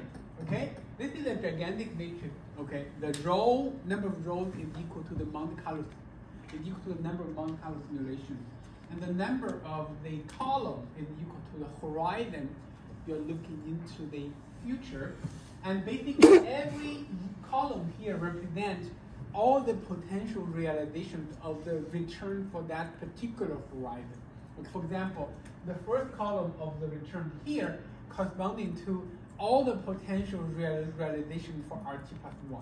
So therefore, you can estimate the volatility, you can estimate the VAR, you can estimate the expected shortfall. Okay, all based on this sample of the returns in that region. Okay, and similarly, the second column here is basically the cumulative return for the next 2 days. And you can think of that as all the potential realizations of returns. For that horizon, you can estimate the volatility, the VAR, or the expected shortfall. Okay, so in this example, I'm using the Gartner model to illustrate. Okay, using the Gartner model to illustrate. So actually, when you are trying to get the individual return matrix in the second step here, you can not only use the Gartner model, you can actually use the risk matrix model as well.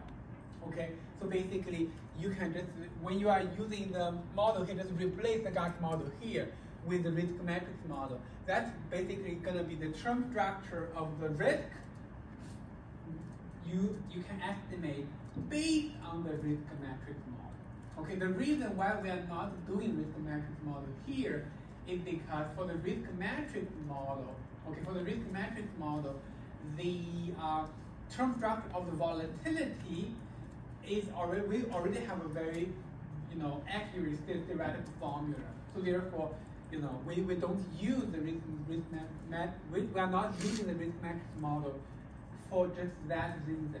Okay, so if you want to estimate the term structure VAR using the risk matrix model, I think that is also very reasonable, because even for the risk matrix model, there is no formula or no equation for the term structure of the VAR.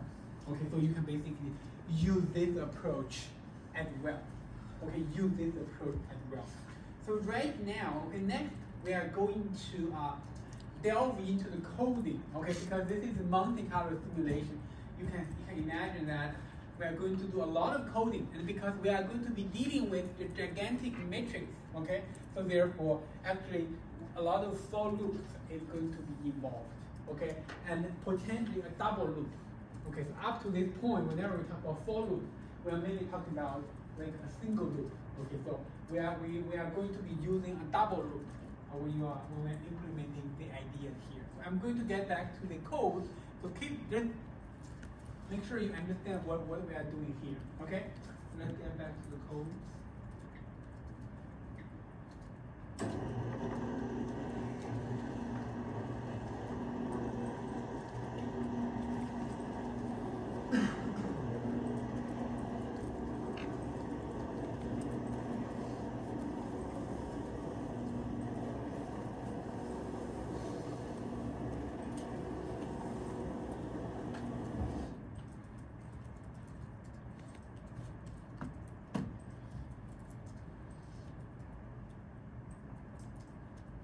Okay, so this is basically the code for us to do the Monte Carlo simulation.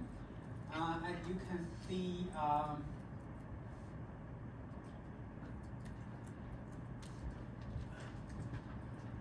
the highlighted portion of this part of the code, we don't have to kind of go over it again. Okay, it's basically the same thing we have been doing multiple times.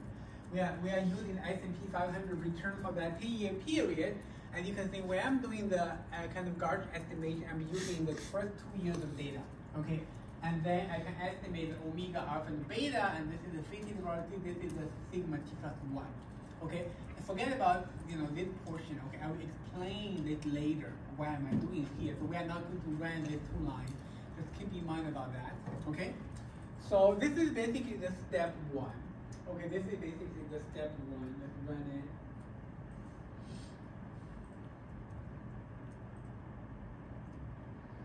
Okay, everything in here. Okay, and then this portion is step 2. Okay, you can see in the codes, I'm not using n by k, I'm actually using mc by t. Okay, mc by t. So mc here is basically the Monte Carlo simulations, and for illustrative purposes, I'm using only 10k observations here. But in practice, you might want to use more. Okay, maybe 50k or maybe 1 million. Okay, all depend on how fast you want your code to run, and also whether your computer memory is able to handle it. Okay, so right now, let's just run a small kind of example of MC to 1 equal to a kind of 10k. And the t here is the horizon, okay, 500, basically 2 years.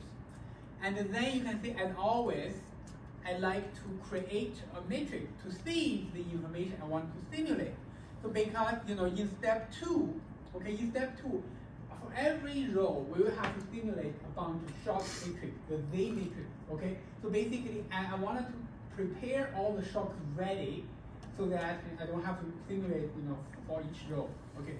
So basically, the matrix, the shock here is the matrix I pre-specified, and it pre-specified to be a matrix, and the elements of all the matrices are going to be 0. MC is the number of the rows, and T is the number of the columns.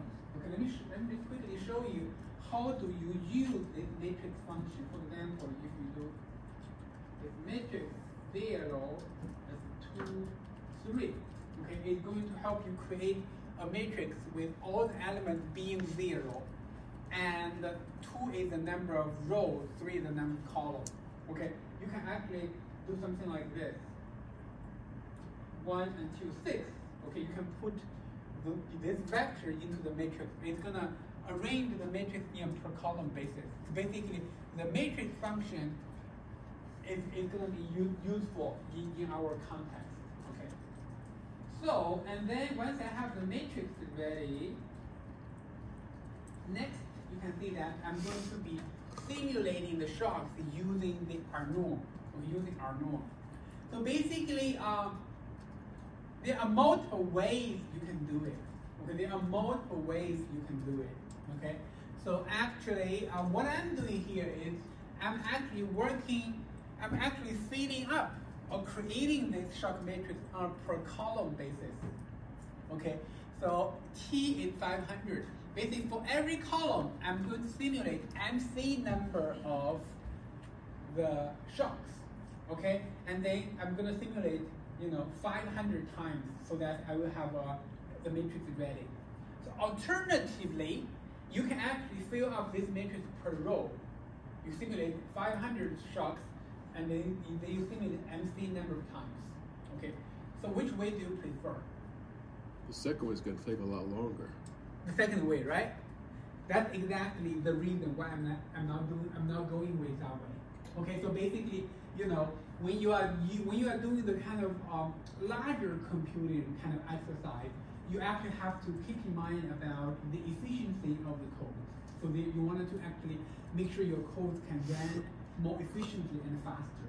So that's why sometimes you need to improve on the code by thinking about how you can redesign the programming process. So basically, you can see the reason why I'm filling up this matrix on per column basis. That's exactly the reason. It's purely for speeding up the simulation process. And if you do it alternatively, basically I is from 1 until MC, and then shock 1, this is kind of I, and then you simulate T number of the shocks. That way, it's going to take longer because MC is a larger number and T is a smaller number in this context. Okay, so I hope you guys understand that. And then the next, once we have all the shocks ready, and then the next part is we are going to simulate or create this individual day return matrix. I'm using return MC to denote it. Okay, return MC to denote it. And for this matrix, all the elements initially I specify them to be NA. So NA is basically not available. Okay, basically kind of like not a number or not available. And basically it meaning like it's not a meaningful thing out there. Okay, this matrix still has MC number of rows and a T number of columns. And for implementing the recursive process we talked about right there, okay, we cannot go per column. We have to just go back per row because the simulation we are doing there is for every row. So therefore you can see I'm having a double loop here. The outer loop here is per row. Okay, you can see for I is running from 1 to MC. Let's see right now when I is equal to 1. Okay, when I is equal to 1, basically meaning we are trying to simulate the first row. Okay, and then sigma predict MC is equal to sigma predict. Sigma predict is basically, if you go back a little bit, that's basically here. Okay, that's basically the sigma T plus 1. Okay, so you can see that in this for loop, I first specify the sigma predict MC to be sigma T plus 1.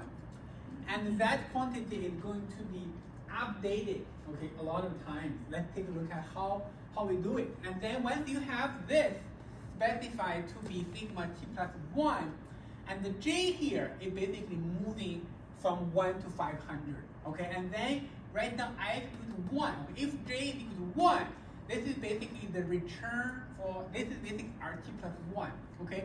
This is sigma T plus 1 times ZT plus 1, okay? When I and J are both equal to 1. This is basically ZT plus 1.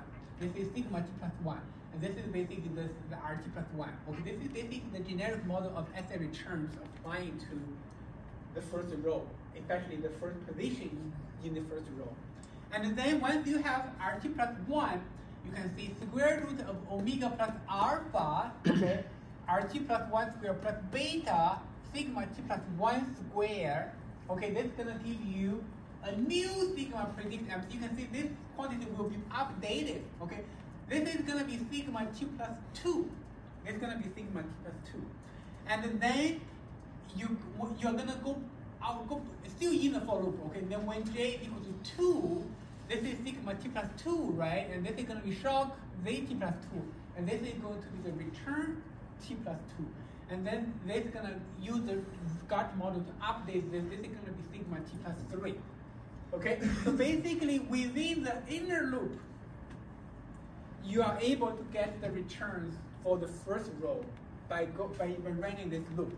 Okay, and then once you go from J from 1 to T, once you exit the loop, okay, then the sigma predict MC here becomes sigma T plus 1 again, and then you redo the process. Okay, so basically you can see the code here is very compact. Even though the formulas we just put on the whiteboard seems like a lot of formulas, but when you are coding, okay, you can save a lot of spaces. You can see what am I saving here? I'm saving the sigmas, okay? So because the sigmas are not useful anymore after I know about the returns, so therefore I do not have to kind of create a separate matrix for saving the sigma. So that's why I'm using a sigma predict MC to represent all the sigmas, okay? And it actually only represents the most recent sigma in the simulation process, okay? So even though we do have the sigma T plus 1, T plus 2, T plus 3, but you do not see all the sigmas floating around here because they are all in this quantity, okay? Because once I have the new sigma, the old sigma is rewritten, okay, it's replaced, okay, it's gone. So basically that kind of frees some computer memory for me, okay? So the only matrix I'm saving here is the return matrix, All the other things, they are not saved in the double loop, okay? Any questions with this code? Okay, so actually, I may ask you guys to write the code by yourself, okay? You may have different algorithm, but you know, I'm presenting my version here. Okay, if you feel like you have better ways to implement the algorithm, you can let me know. Okay, we can probably update or can improve the code. But this is just like my version of the codes. Okay, this is my version of the codes. So, any questions with this, with the code here? So basically, this is the first time we use double loop, okay, in this course. So you can see the objective right here is basically trying to create that individually return matrix, okay, and by going like per row basis, and then once you have the first row ready, then you move to the second row, the third row. That is what the I is doing, okay? Any questions? If you do, if it takes you some time to understand it, but I do strongly recommend you understand, you know, what is going on here, because in your last project, the third project, okay, you will have to run code all by yourself, and then you basically have to make some changes to what I'm doing here. Okay, then you basically have, you know, you basically is able to finish your project. And then once you have the individually return matrix ready, then the cumulative return matrix is going to be very simple. Okay, basically, again, you create a new matrix called the return MCT. Okay, MCT basically meaning the cumulative return matrix. Again, it's a matrix with all the elements being NA and MC number rows, T number columns. And now I'm going to run this matrix again on a per row basis because I'm going to calculate the cumulative return. So the good news is that in R, there is a very handy function that can help you calculate the cumulative return for a vector. Okay, it's called the cum sum. Okay, the cum sum. Let's see, this is the returns for the first row. If you do the cum sum, it's going to give you the cumulative returns for the first row. Okay, and then when I is running from 1 to MC, you have this matrix ready. Let me give you one example of how you use the cum sum. Okay, let's see, cum sum 1 until 10. Okay, you can see this is going to give you the cumulative sum of this vector. Okay, you can see this is 1, and this is going to be 1 plus 2. This is 1 plus 2 plus 3. This is 1 plus 2 plus 3 plus 4.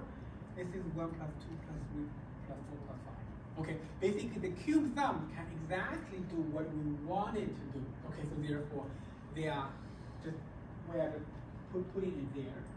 Okay, this is going to have the matrix. Let me, have I run this yet? Not yet. Okay, let me run this all together.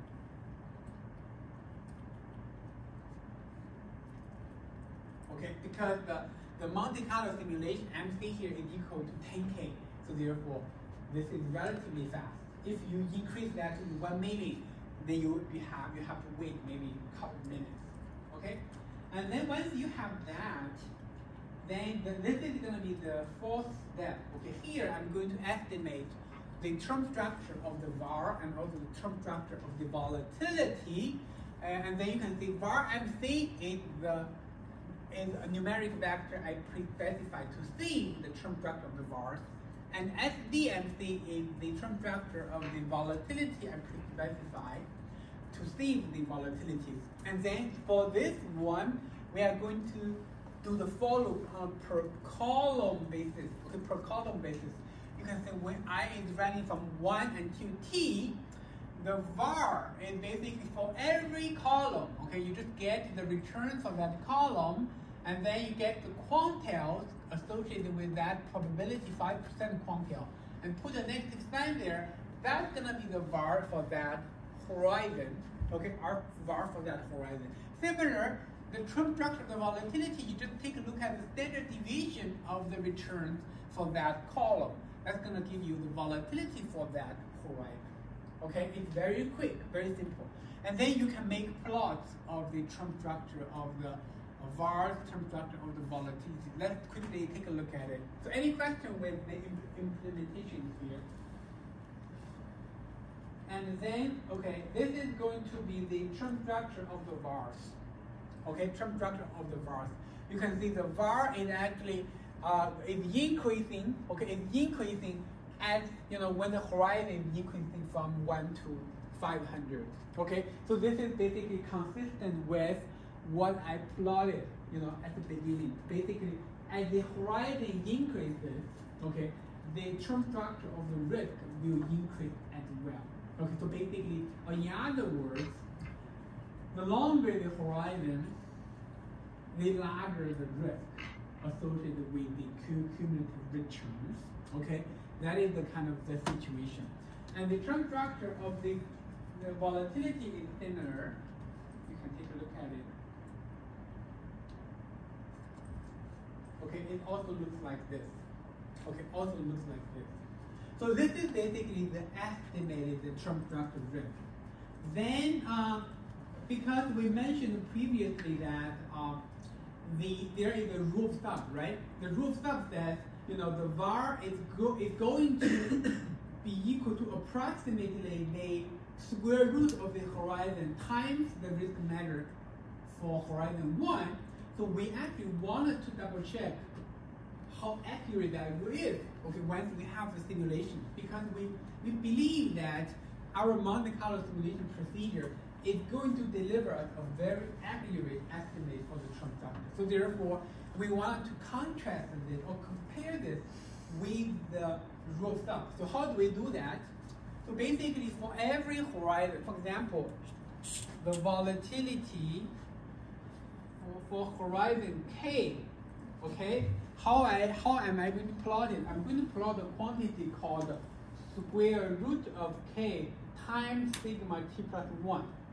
And if the rule of thumb is accurate, and this quantity is supposed to be exactly 1, right? Because this is the ratio. Okay, this is the true term structure volatility estimated by Monte Carlo simulation, and this is what is indicated by the rule of thumb. If you take the ratio, they equal to 1 exactly, then it tells you that the rule of thumb is actually working well. And if it's not equal to 1, it tells you that the rule of thumb can actually deviate by a lot. Okay, and similarly, you can calculate, put the var here. Basically, you can calculate the quantity of the var for this horizon, and then you square root, take the ratio of square root of the var by RT plus 1. Okay, so if this quantity is equal to 1, meaning the rule of thumb is accurate, and if this quantity is deviating from 1 by a lot, it means the rule of thumb is actually not accurate.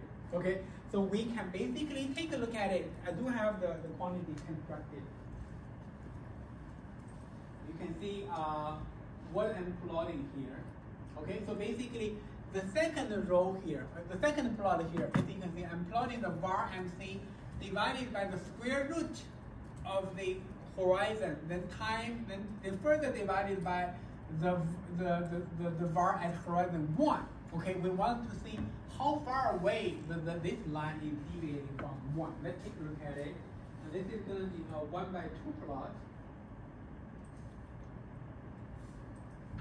Okay, it turns out that, okay, this quantity, take a look at the y-axis. It's actually getting very close to be 1. Okay, it's getting very close to be 1. So what does that mean? It means in this particular case, the rule of thumb was actually accurate. Okay, it's actually pretty accurate because you can see the y, the largest deviation is no more than 5%. Okay, here it's like 97, that is 1.05. So the rule of thumb is working pretty well. Okay, so but I want to tell you what. Okay, I want to tell you that how accurate the rule of thumb is depends on where you are along the timeline. Okay, where you are along the timeline. So let me show you this.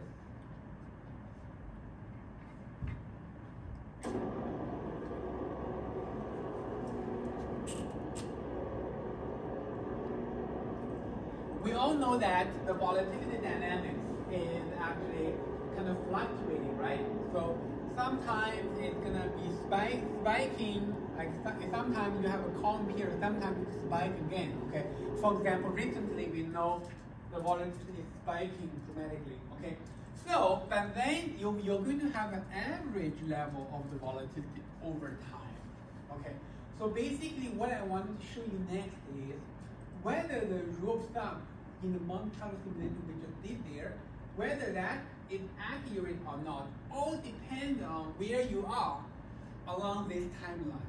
Okay, if you are currently just around the average level of the volatility, then the rule of thumb tends to be more accurate. And if you are at the relatively low point or at the high point, the rule of thumb is going to be very inaccurate.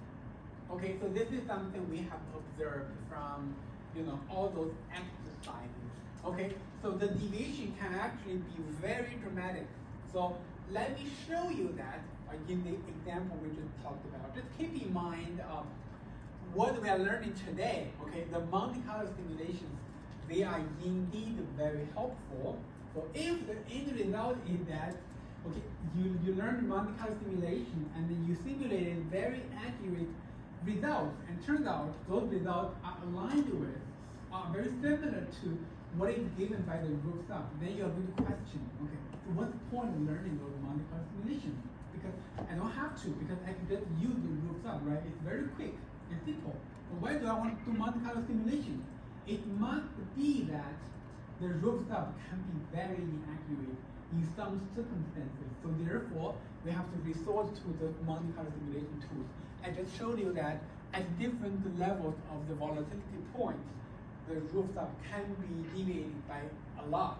And actually the direction of the deviation is actually very different. Let's take a look at the example. Let's go back to the code, okay?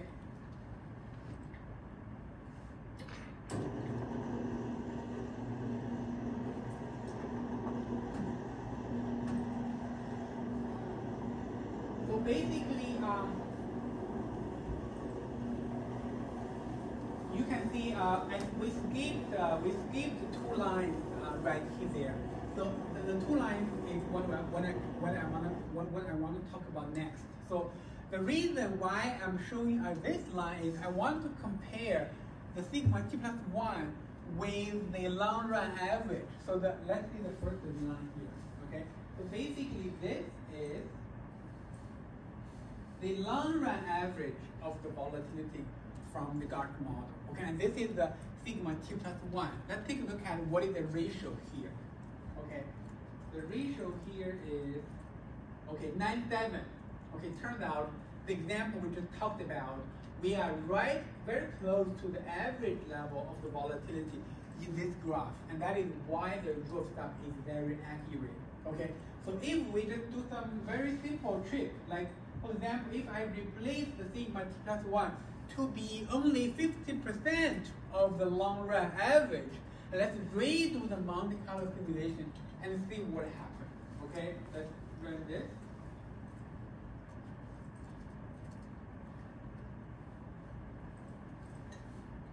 So I hope you guys are kind of along on the same page with me, know what we are doing here. Okay, we are basically still doing the Monte Carlo simulation, but with different levels of the initial volatility. And you can see the left graph here is still the term structure of the bars. It's still looking like that. Okay, the difference we are showing here is showing up on the right plot.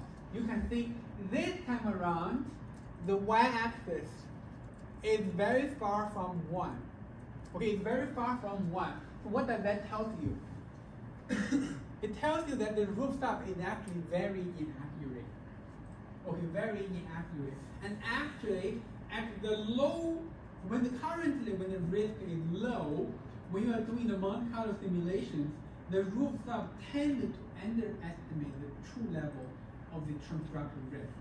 Okay, because the true levels, they are almost like double times the level estimated by the rule of thumb. Okay, that's also kind of understandable, right? Because when you are at the low risk point, the future tends to be much riskier, right? Because right now you are at average low point, so therefore it's pretty much like, okay, if you are in the winter, and if you take a look at the long time in the future, you know maybe 3 months or 6 months down the road, it's going to be warmer because it cannot go lower from here. Okay, this is basically what this figure is tells you the deviation between the Monte Carlo simulation version of the term structure risk and the roof-stop version of the term structure. They can deviate by a lot. All depends on where you are. And actually, let's play with another version. Let's say we are at a high risk point and see how things go. So if we multiply this by 2, rerun everything.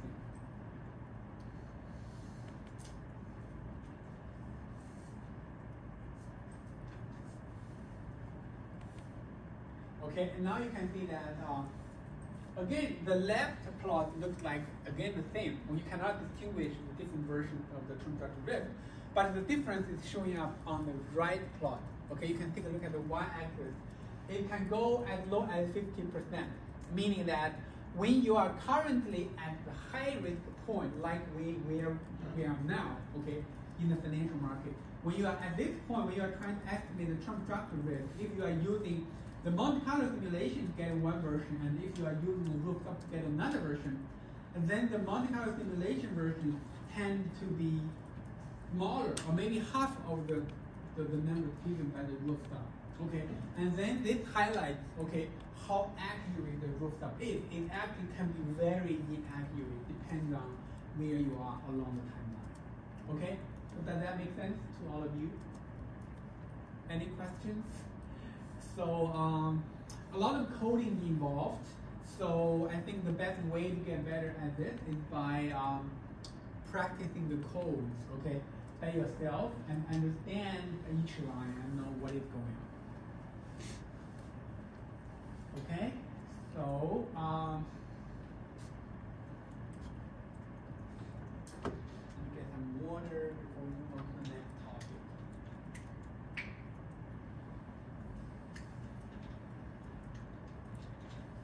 Oh, actually, within this code, we also have some code for calculating the term structure of the expected shortfall, and you can see the code is also posted here. Okay, so basically, again, ESMC meaning expected shortfall, the term structure for expected shortfall, and then I first have to find out at which location returns are smaller. So this line is trying to find out, for each row, which returns are smaller than the actually each column. Okay, for each column, which cumulative returns are smaller than negative bar. Okay, which is finding out the location of those returns, and then I'm calculating the mean of those returns, and then I put a negative sign in front of it. That's going to give me the expected shortfall for the Monte Carlo simulation. Then I can make the plot. Okay, I can still make the plot like this. Okay, so basically the term structure risk we are talking about today can apply to all 3 risk matters we have talked about before, like the volatility, like the VaR, and also the expected shortfall. Okay, so basically it's really up to the specific risk matter you are interested in. Okay, but the methodology here is very, very generic.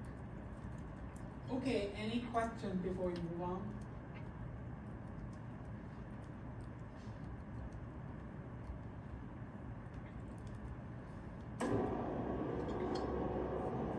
Okay, so as I just mentioned, this is the baseline version of the Monte Carlo simulation. Baseline meaning that everything is very standard. You can see we are using the Gauge model, okay? And even within the Gauge model, we are using the standard normal shocks.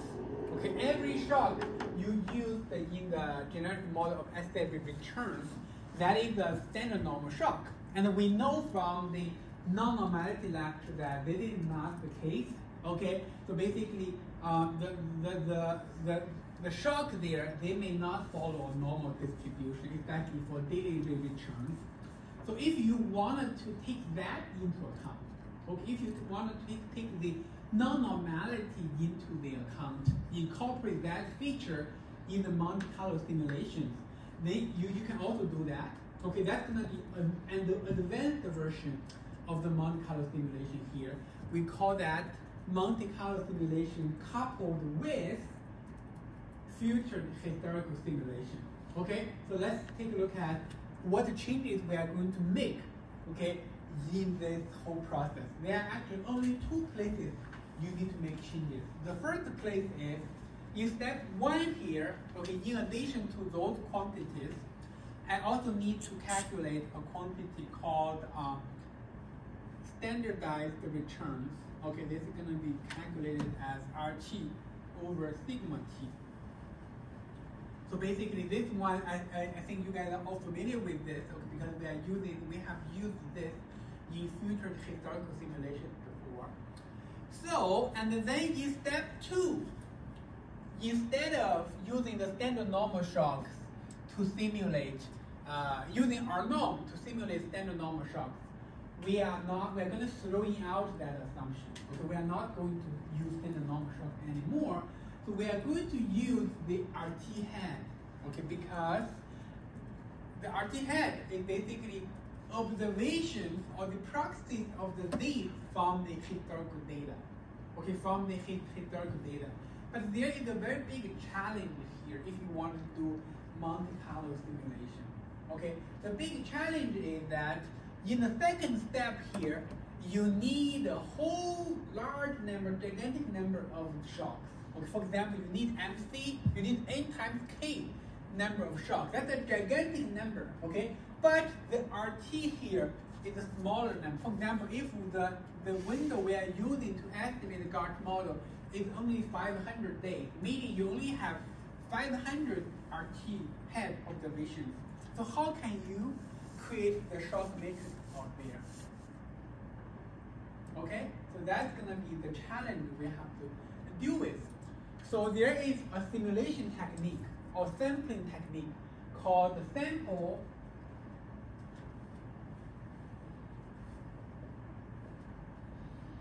with replacement.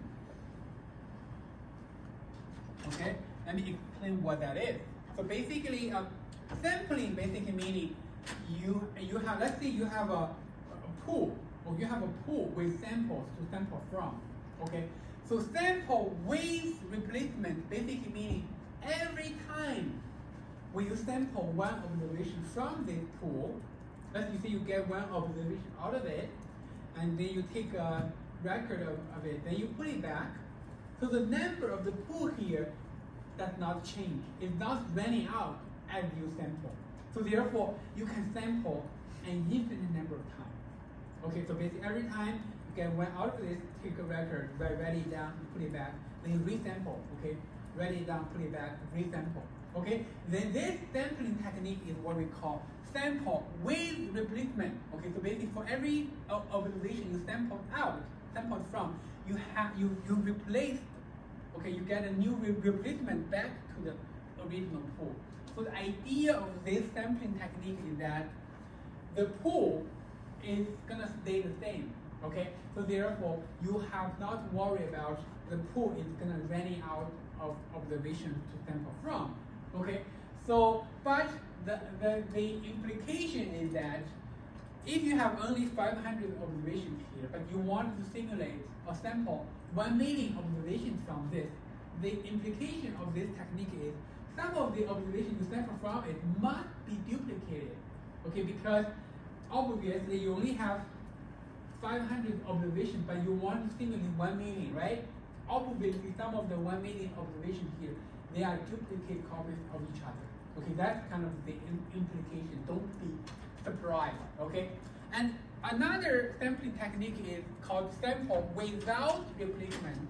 Okay, so basically it's still a pool, okay, given to you, and every time you sample one from it, you don't put it back, okay? And then as you sample, the more you sample from it, the pool is gonna get smaller and smaller. So then the maximum number of the time you can sample here, it depends on the size of the pool. If you only have 500 observations here, that means you can only sample 500 times. Okay, so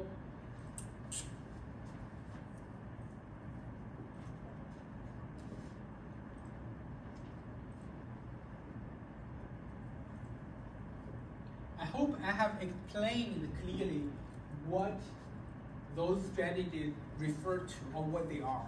Okay, and then the next question is, for the context we are talking about here, so which strategy should we be choosing to do the Monte Carlo simulation of shocks?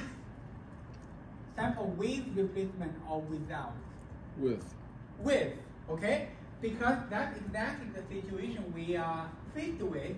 We have a small sample of the shocks, but we have a gigantic matrix to fill up, meaning that we need to kind of sample MC or N by K times of the observation. But we only have 500 observations to sample from. So therefore, this is going to be a strategy we have to go with. Okay?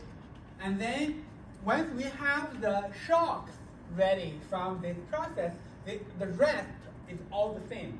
Okay, the rest is all the same. Basically, you still have to do the kind of recursively calculating the returns and the volatility to get the first row ready. You still have to do this and that and everything.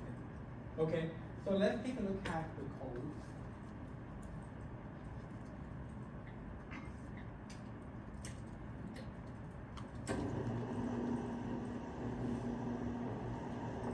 The code we have in the lecture,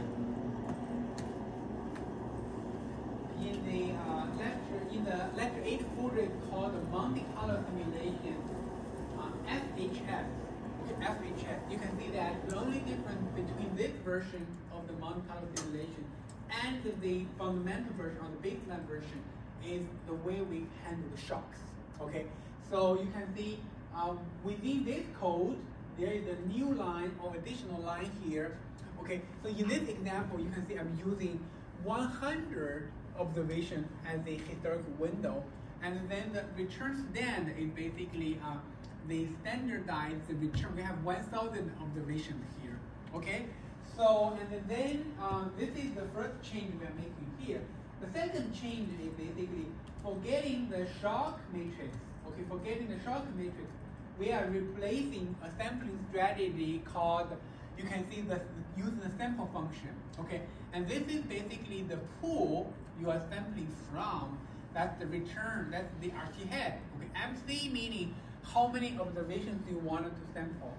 Okay, we are for every column. Okay, we are trying to simulate MC number of the shocks. That's the gigantic number. Okay, MC is way larger than 1,000 we have there.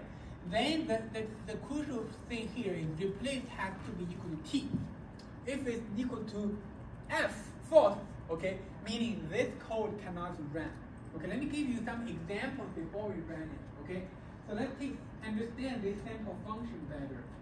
So let's see, I'm trying to sample from 1 until 10. If I'm trying to simulate 5 observations, replace equal to F. F meaning what? Meaning false. Okay, meaning here we are going to see, we are trying to sample 5 observations out of 1 from 10 and without replacement. The implication is that the observations you have, you're going to see next, they are going to be different from each other. You can see we have 4, 1, 9, 10, 8. Okay, and then let's replace to be true. Then the situation is, you might see duplicate observation. For example, you can see 2 10s here. Okay, and then let's get to another situation. Let's say we are trying to simulate 15 observations, but the replacement equal to false. Think about what happens. You're going to get an error message. Why? Because you are asking the code to sample 15 observations from only 10, a pool with a size 10, and the replacement is false, meaning no replacement. So R cannot help you do that because without replacement, you can only sample up to a number of 10 observations here. But if you replace false equal to true, everything can go through. You can see, you can simulate 15 observations out of 1 until 10. Some of the elements are going to be duplicates. Okay, like the 3 and 6 and 10 and 2, they show up multiple times. Okay, so this is exactly what this kind of strategy we are, all the sampling technique we are doing here. Okay, it's right here. Okay, you can see we are trying to sample MC number of observations from the RT head sample, which has a size of 1,000, and replace must be true, otherwise this code cannot run. Okay, and this is how we get the short matrix. And every, oh, what happened? Oh, return stand, oh, we haven't really run this yet. Let's run this.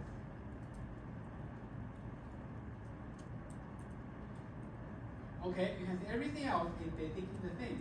Okay, and you can basically run it and take a look at it.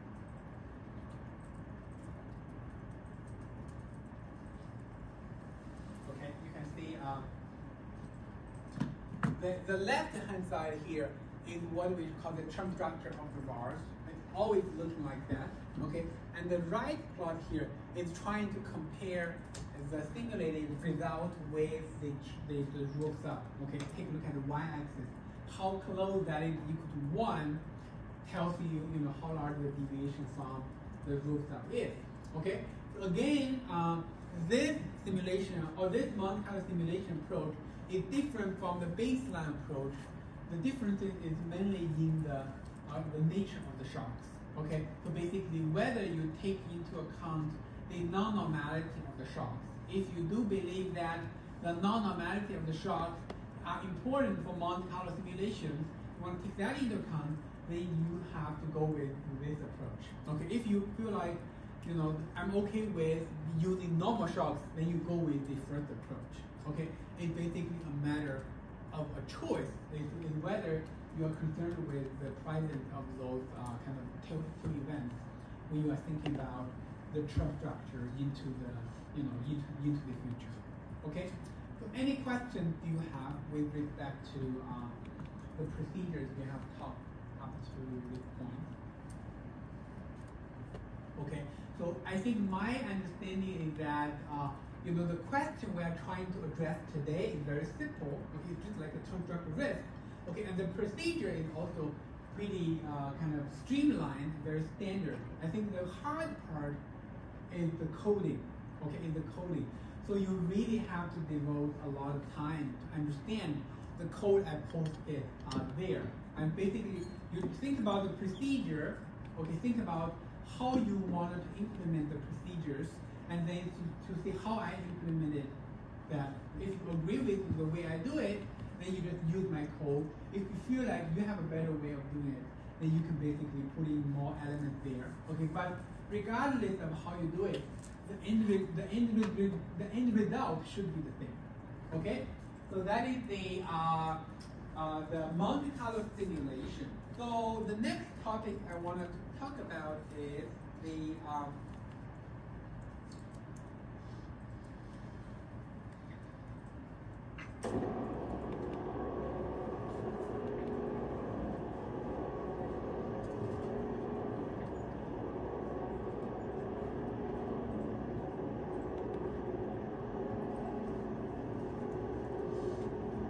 okay, so far we are talking about, okay, so far we are talking about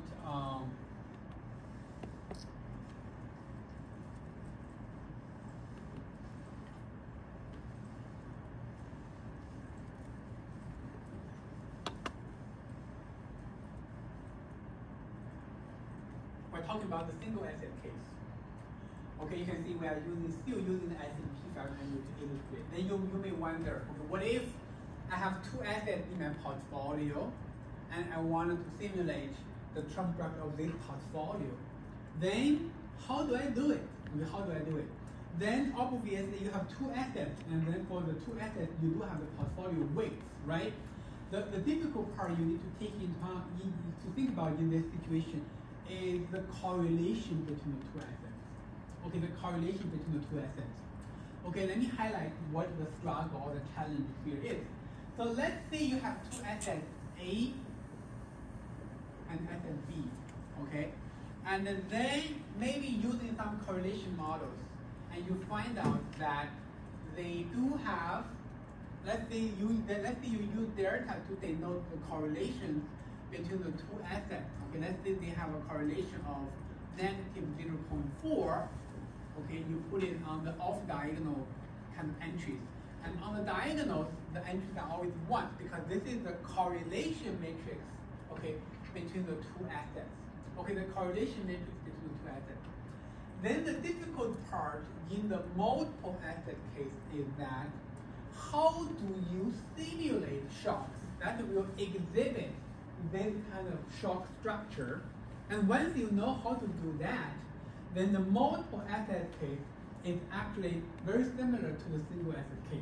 Okay, basically it's still, the same procedure we just talked about here, right? You estimate the Garch model for the first asset and estimate the Garch model for the second asset. Then you fill up the matrix, okay, for the first asset, and you fill up the matrix for the second asset. Then you construct the portfolio returns and the cumulative returns from the portfolio, so on and so forth.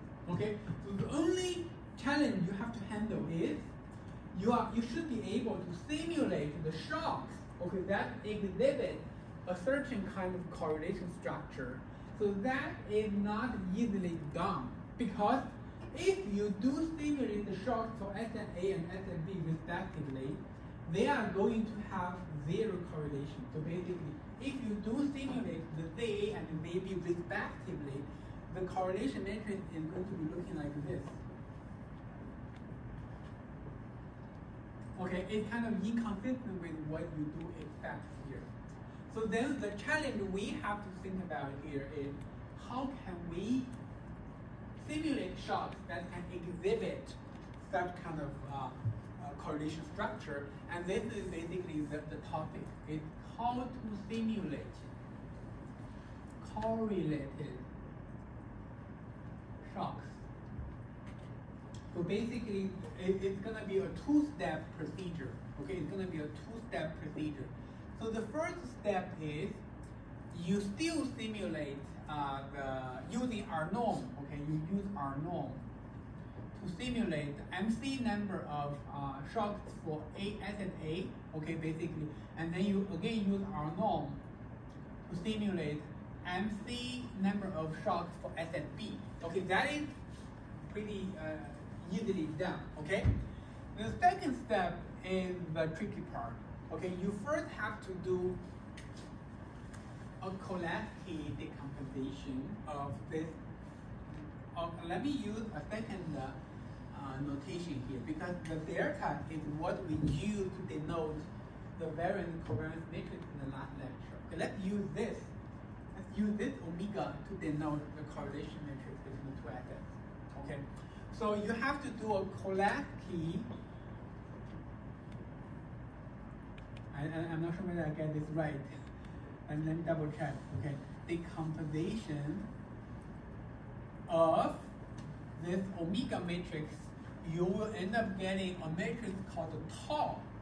Okay, you get a matrix tau. So the nice thing about this Cholesky decomposition is that the transpose of the tau times tau is always going to be equal to this omega. Okay, and this is going to be the matrix we are going to be using, okay, in getting the correlated shock. So because tau is 2 by 2, okay, so because omega is 2 by 2, tau is also a 2 by 2 matrix. So then the next part is we are going to do a matrix multiplication. Okay, so first of all, we wanted to put ZA as the first column of this matrix and the ZB as the second column of this matrix. And then this matrix is going to have the dimension of MC by 2. MC is the number of Monte Carlo simulations we just did. Okay? So, and then this is MC by 2. And then you times the 2. Matrix multiplication. Okay, you times the tau matrix. You will get a new matrix. And this new matrix, the first column is going to be ZA star. The second column is going to be ZB star. And now you check the correlation between ZA star and ZB star. They are going to exhibit this kind of correlation structure. Okay, so this is basically how do we simulate correlated shocks.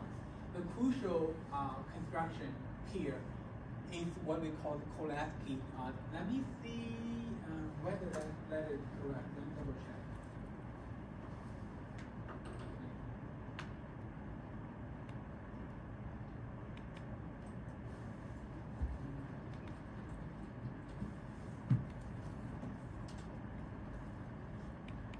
Okay, it is correct. It is correct. Okay, so basically you do a. This is basically a particular matrix decomposition. If you don't know what that is, you can Google it. Okay, Wikipedia is going to tell you something. This is basically something you learn in linear algebra. Okay, all you want to know is that okay, in any programming language, whether you are using Python or MATLAB, it all has function to do this. Okay, basically the decomposition is going to give you a new matrix. Okay, this new matrix you just times the shocks you stimulated to begin with. It's pretty much like a linear transformation of the original shock, okay? And then you are able to get the correlated shock we denote using Z star and Z star. Let me show you how do we do that, then you will have a better idea.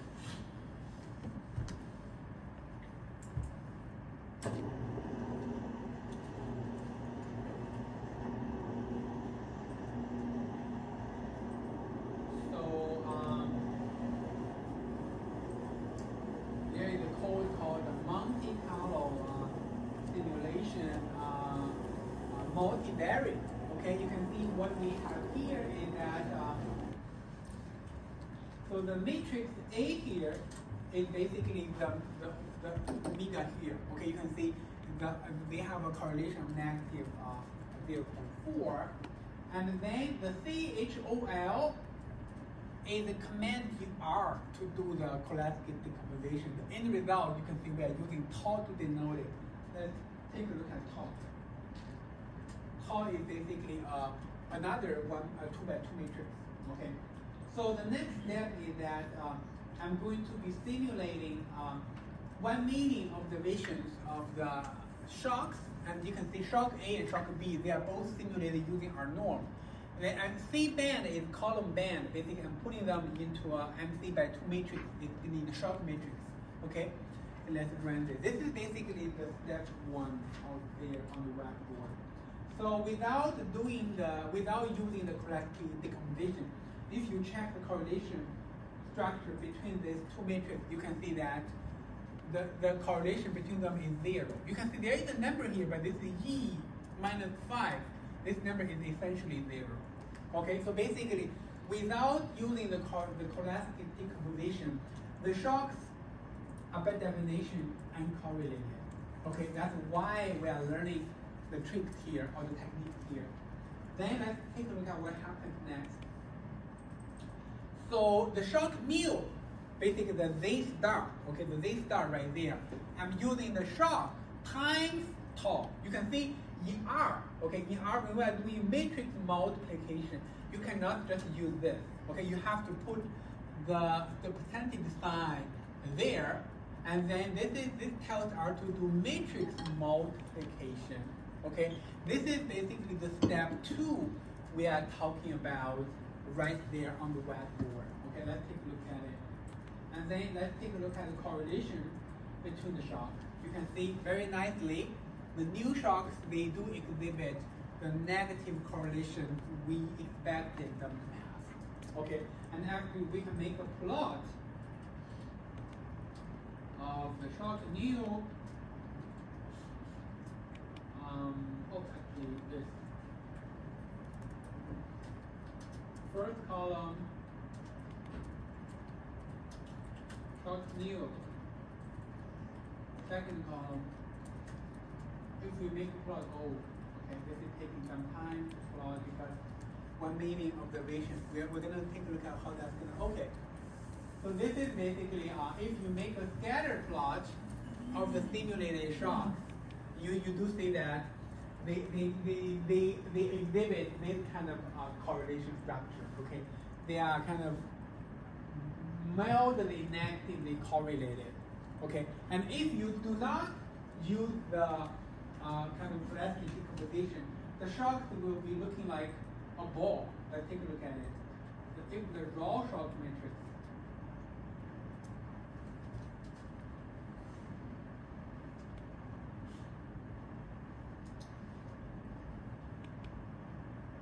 Okay, it's gonna look like that. Basically, this is the situation when the they A and the they B, they don't exhibit any correlation. Okay, they don't exhibit any correlation. So, okay, I hope you guys understand what we are doing here. Okay, if you feel like confused, you can ask me. But if my memory serves me right, we do have students in previous years, okay, and when they go to the interview, because in spring semester, students sometimes trying to get an interview for the summer internship, and they do have they do run into questions like this, okay. It's kind of in a different context. So basically, the form is asking the student the question of, okay, if in the Monte Carlo simulation context, if you wanted to simulate something that can exhibit a certain kind of correlation structure, how do you do it? Okay, so you can see the crucial word here is basically the Cholesky decomposition. Okay, basically you simulate the shocks, okay, and then you do a Cholesky decomposition matrix and multiply that matrix with the simulated shocks. You get new shocks. The new shocks will exhibit the kind of correlation structure you want them to have. Okay. Any questions you have with today's topic and the content we have covered? Let me quickly summarize. Okay, that's going to be all we wanted to talk about today. So basically, we started out talking about the topic that is the term structure of the risk. We are going beyond one day. We are looking at the risk for the next k days. Okay, for the next k days, the definition is always on the cumulative returns for the next k days. Okay, it's not on the individual day return. Keep that in mind. Okay. Second, okay, there is a rule of thumb here, kind of like the square root of this horizon times the next day risk measure. But that rule of thumb may not be accurate, and that's why we rely on Monte Carlo simulation to help do the job. But the Monte Carlo simulation can be applied in kind of different contexts. We have talked about multiple situations. Okay, the baseline version, the version with non-normal shocks, and also the multivariate version. Okay, and for every different new version, we are only talking about the new part. Okay, the new part. So that's all we want to cover. Okay, if you have any questions, please ask. And next week we are going to be talking about the topic of backtesting. Okay, backtesting. If you have time, do prepare for that. The lecture slide and the code, they are already all posted on HuskCT. Okay. See you guys next week.